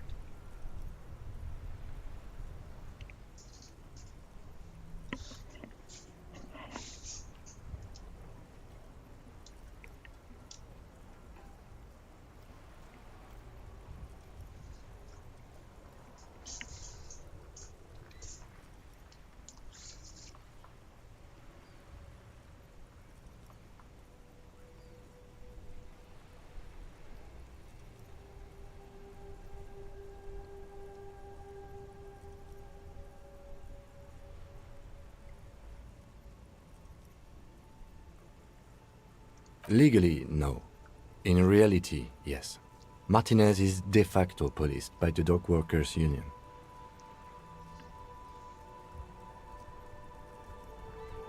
I don't know what to tell you, officer. I didn't call you because I didn't want to get in trouble with the others. With the Union. I'm sorry about that. Yeah, go on. Please, no. Not this again. Everyone saw your cool gun, detective. You were trying to impress some people with it. Everyone was eating, and...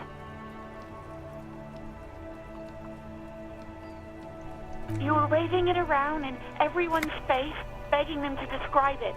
You said it calms you, and then you started making suicide jokes. It got pretty graphic. Oh, those again. I have been trying to wean you off them. You know, when you put your gun, your actual gun, on your temple and pretend to shoot your brains out, off of that, people don't like that. I remember this. You were screaming things like, "My brains are all over the wall," painting them red. I won't be seeing it, 'cause these are my brains. I can't see without my brains. Very nice visuals there.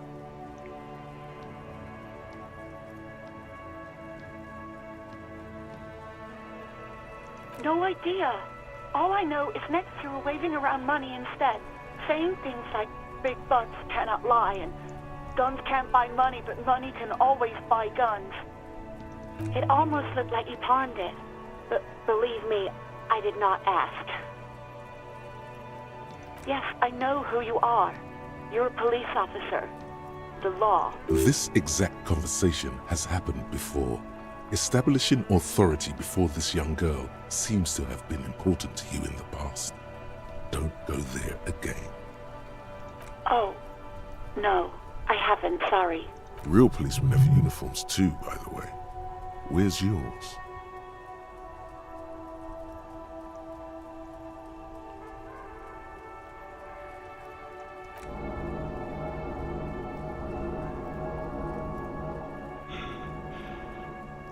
Yes, you absolutely should.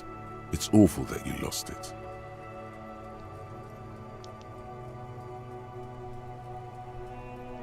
Uniform? I never saw you in any uniform. You had your things on. The disco things. You mean, why did I leave the bar?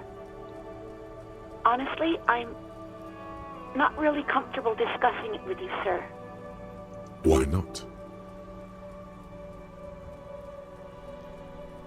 What? No, why would you even think that?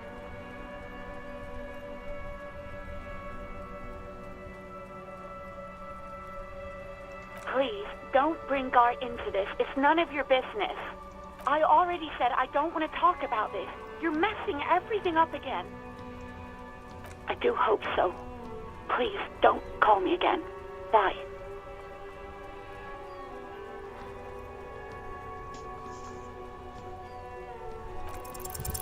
Yes, you have obviously done something to upset her at the Whirling in Rags, when she was still working there.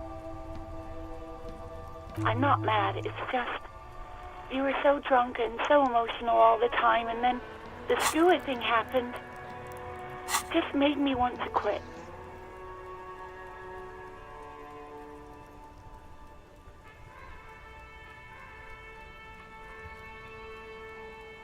Yes, obviously. You were the worst client I've ever seen. And I have seen so many assholes in this place. I've had sailors fighting, union guys grabbing my ass, kids stealing booze. Once a guy was glued to the karaoke machine every night for 2 months. But you, well, you were worse than all of them. Honestly, you were getting borderline aggressive. Even about little things like not turning down the volume at 3 a.m. I even liked one of those songs you kept listening to on repeat. No more. I hate it now. We Go On by the O.O. I can't listen to it anymore. You've turned it into a parody. To hell with that song. Then there was your room. Your project. An experiment to see how bad it can get in there. I tried to send the cleaner, but you wouldn't let me. Threatened to make me understand. I had no idea what you meant, and I don't want to know. And then you screamed something about how you're actually a real cool guy, and no one understands it. One of the coolest guys there is. The coolest guy in Jamrock. Something about disco, too. And then I had to deal with your toilet. The one you clogged with police documents, causing water damage downstairs in the kitchen. I won't even mention you waving your gun around, harassing customers, threatening to sing karaoke, threatening to kill yourself. The ones I had to wrench out of your toilet. Damn it, I don't remember what I did to your damn papers. I don't remember every little thing I do. Especially when there's a hurricane loose. It's your fault for losing them, not mine. Something in you wants to immediately forget about this, as if there was a reason you threw them away. No, you really weren't. You were simply the worst.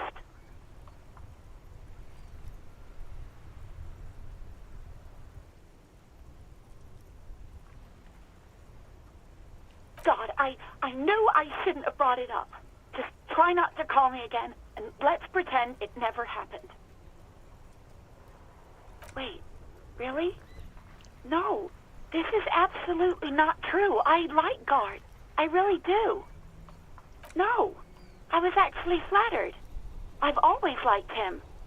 It was just bad timing, with the corpse and all that. There's a pause.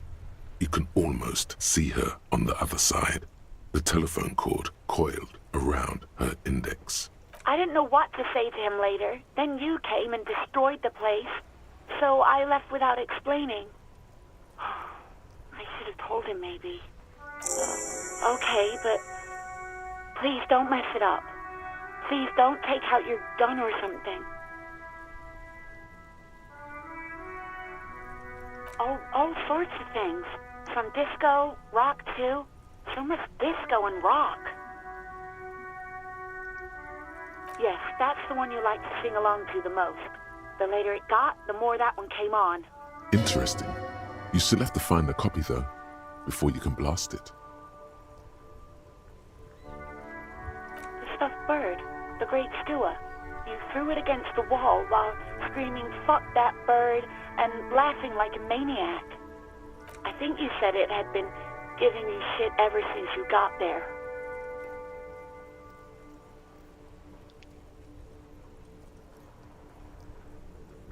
Okay, officer. You hear a sigh of relief on the other end of the radio. Wordless, the call breaks. Then, the already familiar voice. Anything else I can help you with, officer? 57's over and out. In the cabin, you see a set of steering levers.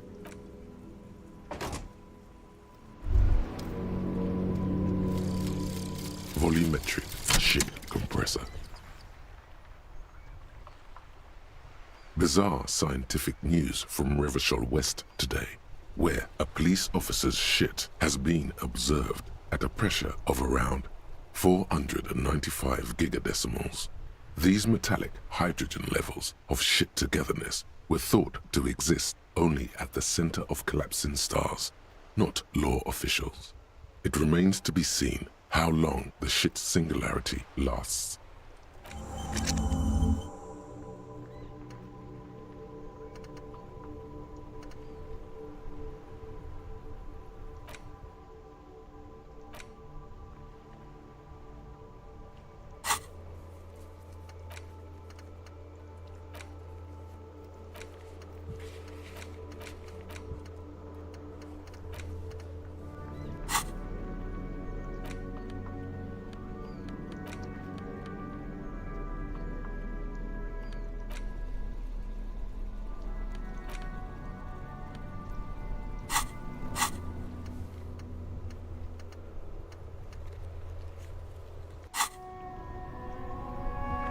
Yes?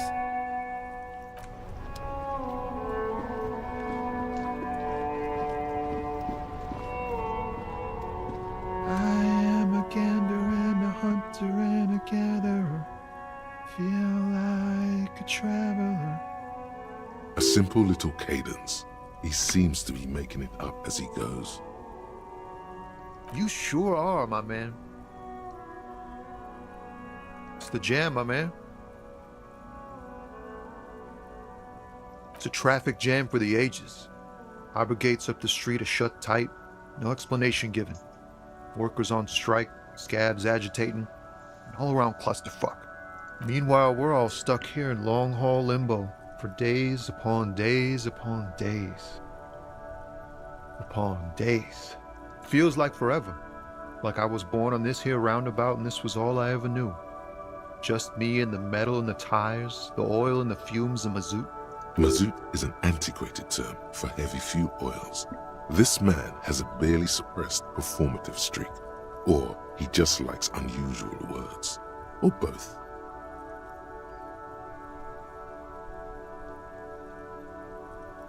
Yeah, imagine. It's been a whole week already.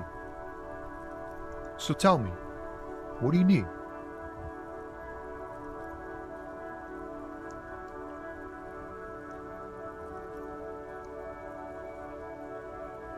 It's like, whatever's going on over at the docks. Workers got a blockade set up, making demands, no way in or out. Some pretty wild stuff, I hear. Like a giant new power crane in half the company? I forget what exactly. Good on them, I guess. I've heard talk there's a company rep in town too. Like a strike negotiator type. They'd know what's up. Precise demands and so on. Ah, yes, from the Wild Pines. We'll meet her soon enough, I'm sure.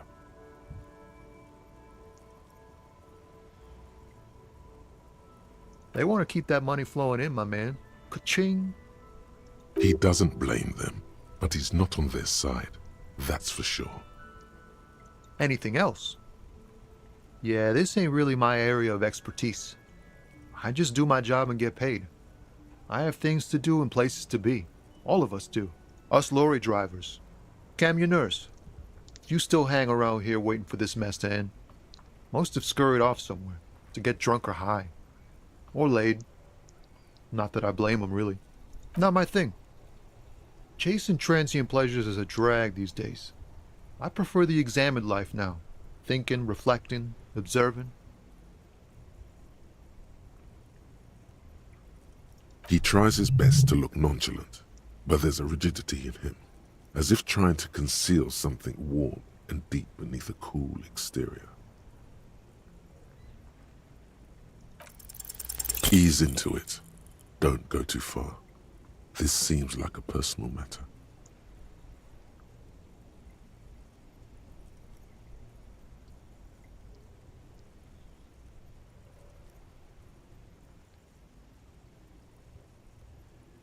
You really are the law, aren't you? I get that being bluntly observant and inquisitive comes with the territory, but it certainly doesn't help with your conversational skills, does it? That all the beans you got, Tommy? Damn, it really is hard to talk, man to man. Oh, high-grade narcotics, illegal firearms, stuff like that. Relax. He's merely joking.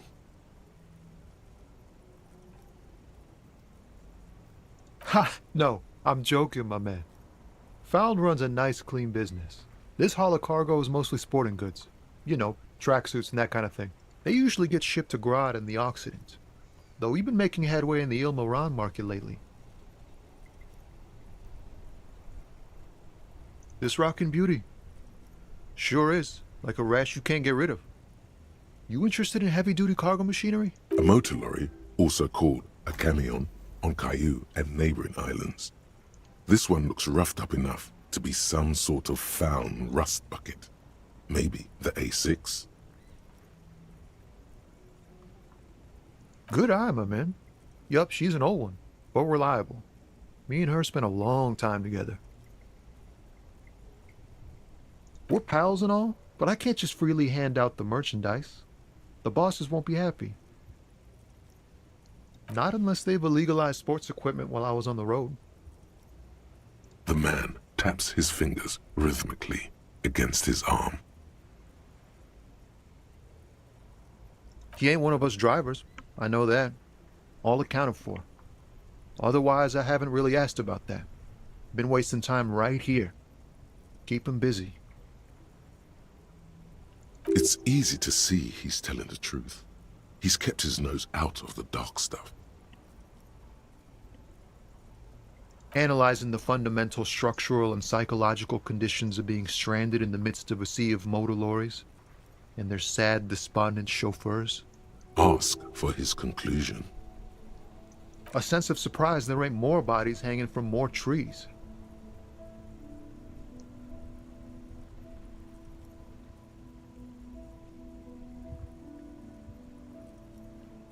Don't be a stranger.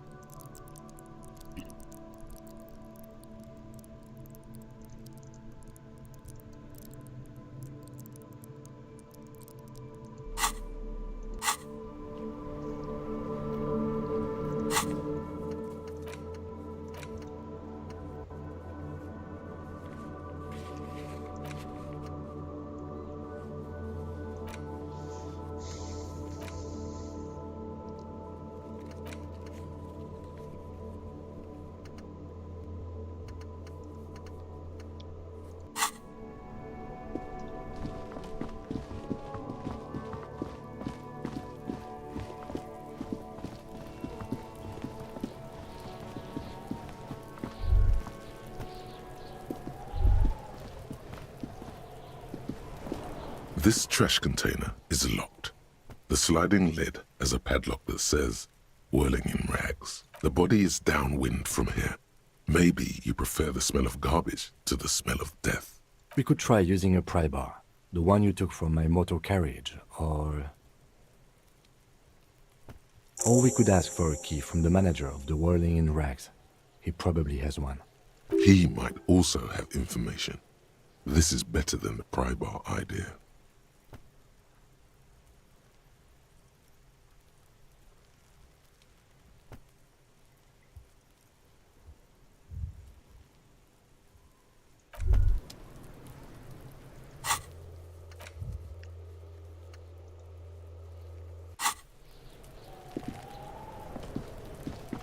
Kuno, the pig's getting pretty close to me. Come to snuff my shit out, I think. Looks like it's time for me to go, Kuno. Pig's come to take me in. I'm going away for a long, long time, Kuno. Going away for life. What's going on there? Fuck are you trying to pull, pig?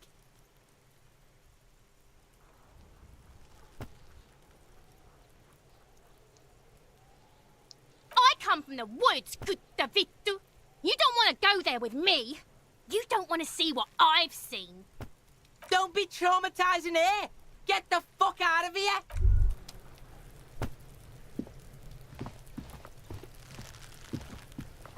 There he still is, looking right through you with his white eyes. The body below is entirely dedicated to that corpse smell.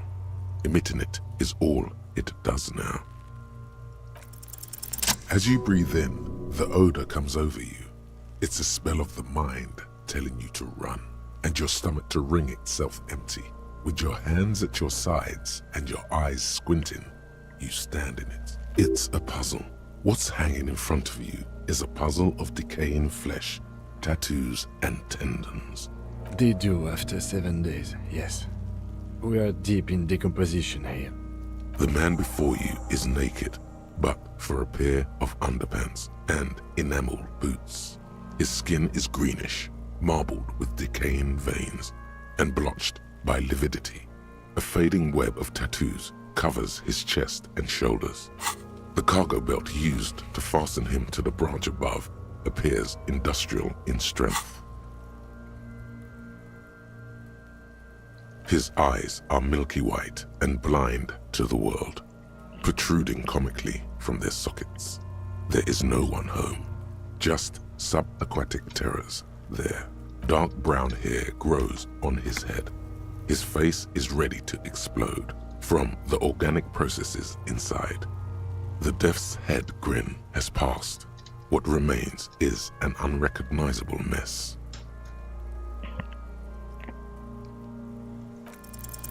The corpse is dead silent. You have no idea why you just said that. Who is he? He is male, 40 to 50, with an athletic build.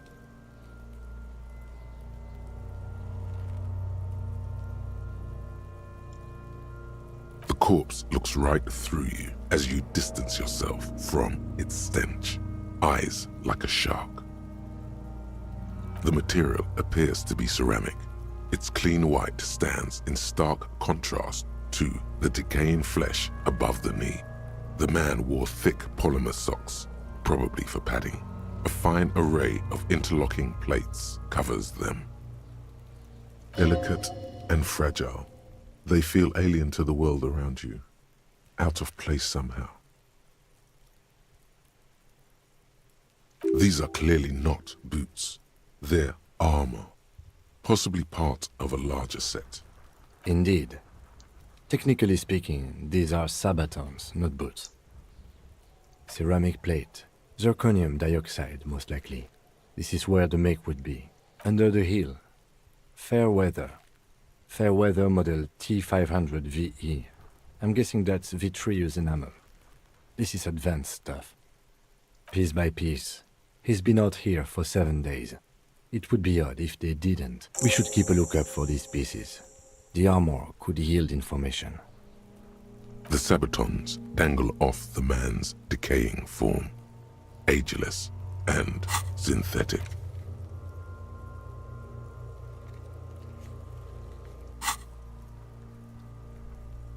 It is. It's expensive. We've requested similar material for our tactical units for years now. The constabularies deemed it too costly. In that time, we've lost 6 men to semi-automatics. For a full set, about 4 years of wages. For the northwest region of Revachol, an officer's average yearly income is 5,500 rial, unadjusted for rank. By catching, do you mean let's not log them as evidence? Let's steal them? It means disciplinary hearing. The lieutenant nods often. It's part of his unplastic expression range, communicating both professionalism and sarcasm. This time, the latter. That's for us to find out. Mr. Gart implied he was security personnel for the harbor company. This confirms my own assumptions. Just something I scraped together from my station. An area report on Martinez. I'm sure you did the same. I agree. This equipment is way beyond what a guard can afford. A small bell-like sound fills the air, like tapping on the side of a porcelain cup. It's anything but. This material is a kinetic redistributor. It spreads kinetic energy horizontally, from plate to plate, dissipating it entirely. See? Faint, organic lines cover the plates where they separate into smaller ones. These plates then divide into smaller plates until there are hundreds of them altogether. Like whirls of floorboards, the design looks organic, influenced by highly resistant wood materials, like lignum vitae and ebony perhaps. If trees were made of porcelain, this is what their cross-sections would look like. The smooth, glossy surface fractures into ever more intricate interconnections, peaking on the right sabaton, where you notice the whirls are in the shape of a letter and number combination, E50, 100, 1000. Good. Can you read it to me? X5415 6745 678222. Let's lie. Why? But why though? We have a make and a number. That's something. We can use the radio in my kinema when we're done. Either station can chase it for us. The stench fills your nostrils. As you push downward, an ominous creaking sound comes from above. Stop! Pig's gonna pull his head off. Brutal! You're going to pull his head off. Do it, homo! Pull his head off. There's no point performing an autopsy if you do. We'll have compromised the coroner's case. Indeed, from this angle, it does look like the neck isn't going to take much more. Being dead for a week has all but liquefied his muscles. What are you trying to achieve anyway? Why are you hanging on to that boot?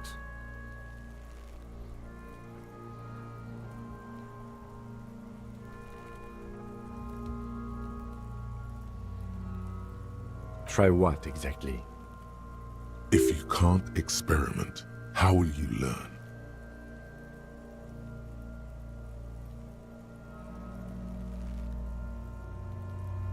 I see what you mean. But even so, there's no way you're getting them off. All the organic matter in his body has been flowing down into the boots. They are fused to his feet now. Why do you think the locals haven't scavenged them yet? There might still be a way to peel them off, but first the body needs to be down. And second, it would probably be better if the lieutenant wasn't around.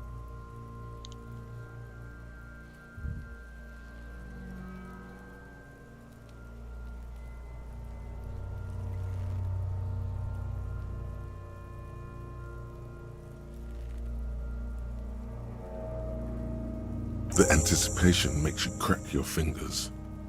Feels nice. Nice and cracky.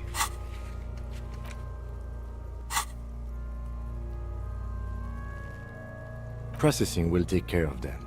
With the situation in the morgue, it will yield nothing. But we must pick our fights. Should we continue? The cadaver slowly twists on the cargo belt, his torso covered in tattoos, and extremities blotched pink and blue. The hangman's knot is pulled tight by the weight of the corpse below. Yellow, hard-edged polyester cuts into his neck. Above, a sliding buckle ties the belt to the branch. This is a steel-reinforced cargo lashing belt, big brother of the regular cargo belt. It's used for tying cargo under 6-rotor airships. Airlifting. I thought it was used on lorries for strapping cargo to them.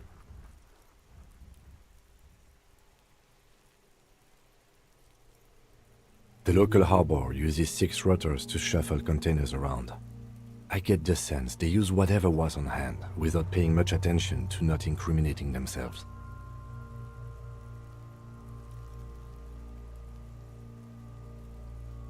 A noose is one of those things that's easier to use one way around.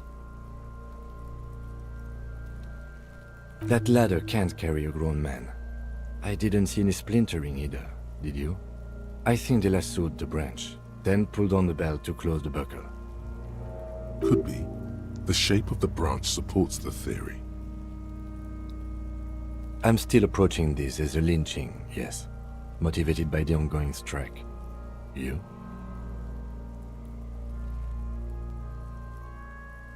Yes, it often is. This bell worries me. I was afraid it would be. Thin steel wiring, parallel strands. This makes getting him down more problematic than I had assumed. The cadaver hangs from the cargo belt. An intricate web of blue lines stretches across the torso, from the right shoulder to the solar plexus. Each time they intersect, a small white star is formed in their crossing. Hundreds of fading asterisks riddle his skin. Their concentration is highest around his heart.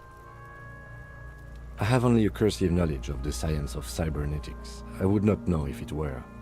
But it's not quite complex enough, is it? I agree. He takes a thin piece of milled aluminium from his coat pocket and pulls it open. Sounds like a sword being unsheathed. A small lens appears. A Trigger Sunshine. Mini. Triggered is the world's leading manufacturer of intercommunication devices, primarily projectors. The camera before you looks familiar somehow. Shit, Kuno! What the fuck is that? An instant color camera. I have only 2 ampoules, so nobody move. I don't want to waste one. A sound, a shrill flash, followed by the breaking of a small ampoule of glass. You see streams of color pour onto the thick, glossy piece of paper, rolling out. In case we need it. Yes, it is pretty cool, isn't it? It contains insight to the victim's person. By his build, I'd say this was a man of physical violence. The story he wanted his body to tell was important to him. It is his letter, to us. Someone should decipher it. We'll need to show it around. Sure, just don't lose it. The glassy-eyed corpse looks by, his mouth mute and his skin as colorful as the chemical rainbow on the photo paper, teeming with opportunistic organisms.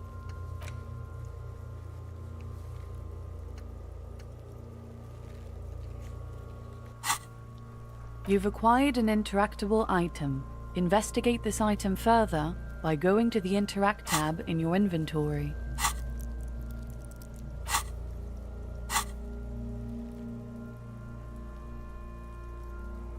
Are you sure we finished the preliminary examination of the cadaver? We might miss some of these things once he's done. The cadaver slowly twists on the cargo belt, his torso covered in tattoos and extremities blocked. As you narrow your eyes, the monster before you blurs into a violent mess of green and pink. This is a trick. You've done it before. Pink is where the blood settled in the first hours post-mortem. You can use it to see if the corpse has been tampered with. Does his position at the time of death match the discoloration? Only the lower extremities are pink with a dash of blue.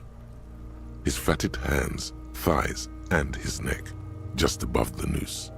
The rest of the corpse appears dark green in the cold spring air. I see it. His neck too. The lividity goes right up his chin. We have good, well-pronounced discoloration here. The monster comes back into focus, an explosion of color, coursing with dark marbled veins. His stomach appears pregnant with something. Black liquid streams down his thigh and onto his boot. So, what do you think?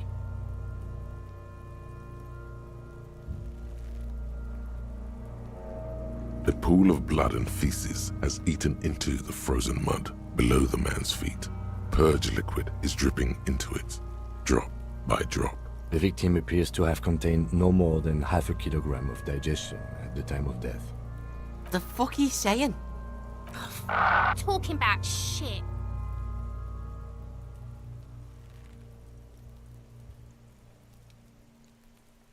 Malicious laughter erupts in the yard. Sounds like seagulls. Big said he's a... The lieutenant's face is made of stone. I do. Most of them are post-mortem. Maybe even all of them. The delinquents have made our jobs harder with their little sport. Stop talking in riddles, coin slot. He means you fucked him up good, Kuno. Fucked him up brutal like. Agreed. Especially on the neck. The belt acted like a tourniquet, keeping the blood in his head. The hypostasis supports a hanging.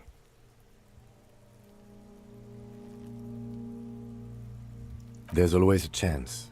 We should check for ligament marks on his neck to see if they're in tune with the belt. We'll have to get him down first. I agree. His personality is no longer a part of the world.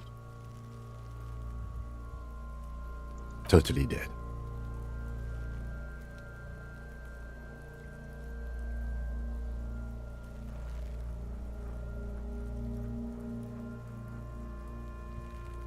Dabba-doob-doob dead.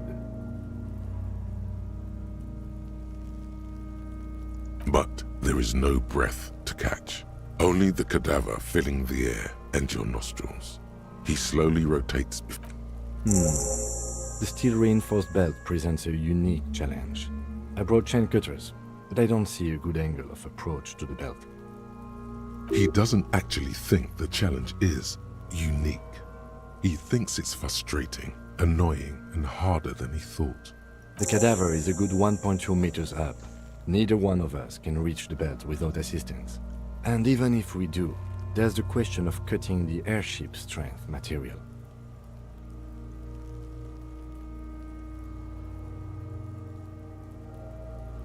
Yeah! Bang bang time, pig! Shoot his head off! How? Where the buckle ties the rope to the branch. That's a good spot to aim. Where? Ah, yes, I see. If the shot hits that, there might be a chance to release the belt. Yeah, now we're talking. Entertain the Kuno with some shit. They'll miss! The pigs will miss Kuno!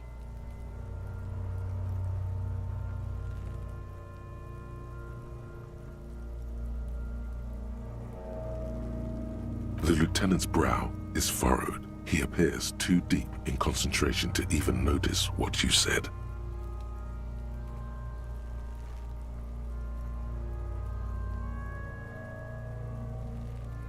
Silence. With his elbow sharp, the lieutenant unzips his jacket and produces a lightweight firearm. He drops a paper cartridge in the barrel, separates the scouring stick, and gives the cartridge 5 tucks. That's a Kiel A9090 Armistice, mass-produced muzzle-loader, ascetic, frugal, one of the most common firearms in the world. He then steps back and assumes the fellow's desk position, taking aim. The corner of his eye twitches. His finger is on the trigger. He's gonna fucking The kid's voice is drowned in a shrill blast that echoes off the walls of the surrounding tenements. A cloud of smoke slowly parts in the air as the lieutenant steps back and says to himself, God damn it. Fucking idiot! Mookaba asshole! Kuno could have hit it easy, but then Kuno's not fucking handicapped, is he? Kuno's sorry too. Kuno feels sorry for the Beano Cloud. The lieutenant doesn't say a word, just looks at the gun in his hand. I have to say, it's beginning to look unlikely we can get him down without assistance. It's bad as it is, us shooting firearms like punks. Go ahead, I'm not stopping you. Just don't lose it. They only have one gun! This is the sorriest pair of pigs Kuno's ever seen. Yeah, take it, you fucking banani boyka! Take it and shoot yourself in the mouth!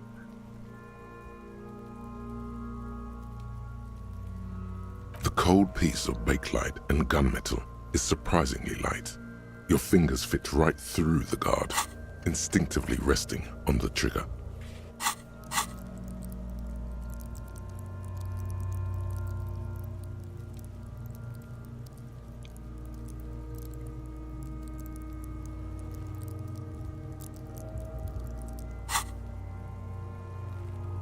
The fuck are you waiting for, Kuno? Tell him to shoot himself in the mouth!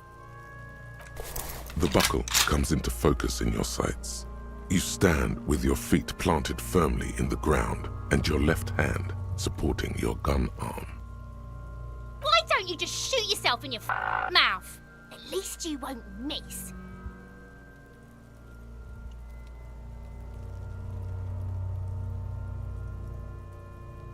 Or what? You gonna fuck me? You wanna fuck me, pig? Is that what this is about? Your field of view narrows. The branch slowly moves, becoming entirely two-dimensional.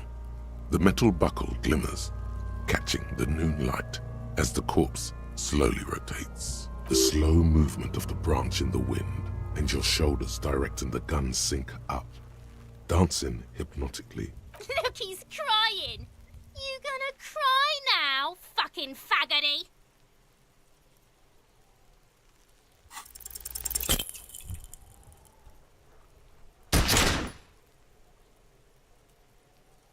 A plume of smoke erupts from the barrel. Your hand goes numb from the explosion. With your ears still ringing, you lower the weapon to see what happened. You missed the belt, but hit the corpse straight in the chest. Bits of ribcage protrude from the skin. No blood, only a murky sludge dripping down his belly. The sudden stink makes your eyes water. Despair creeps into you, getting fat on your weakness. Whatever noble intentions you once had as a police officer, it's eating them all up now. You're still coming up with sentences. That's a step up from total annihilation, right?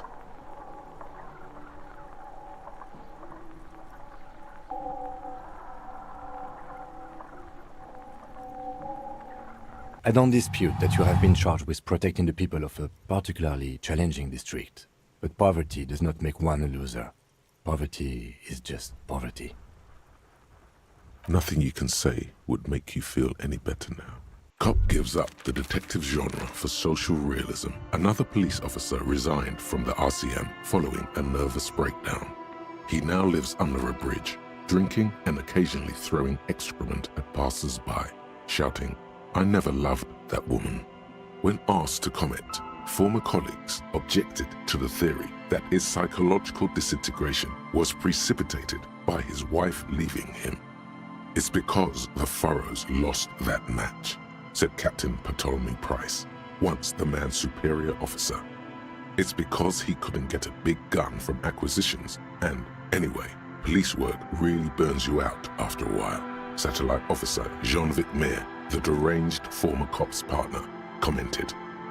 Sergeant Matt Torson, another former colleague, did not propose any theories, merely saying whatever happened to him wasn't about birds. He got fucked, that's all. Holy fuck, bro.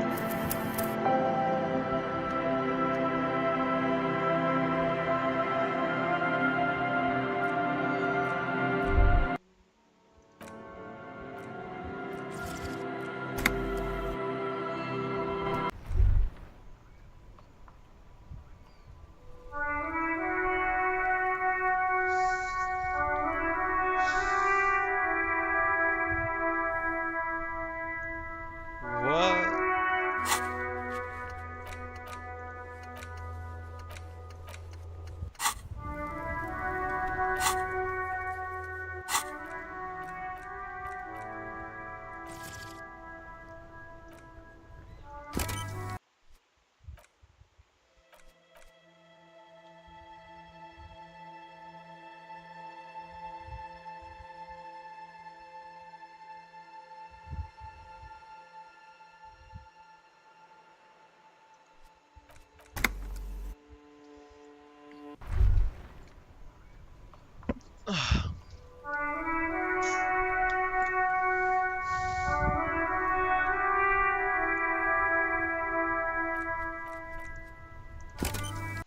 Okay, bro.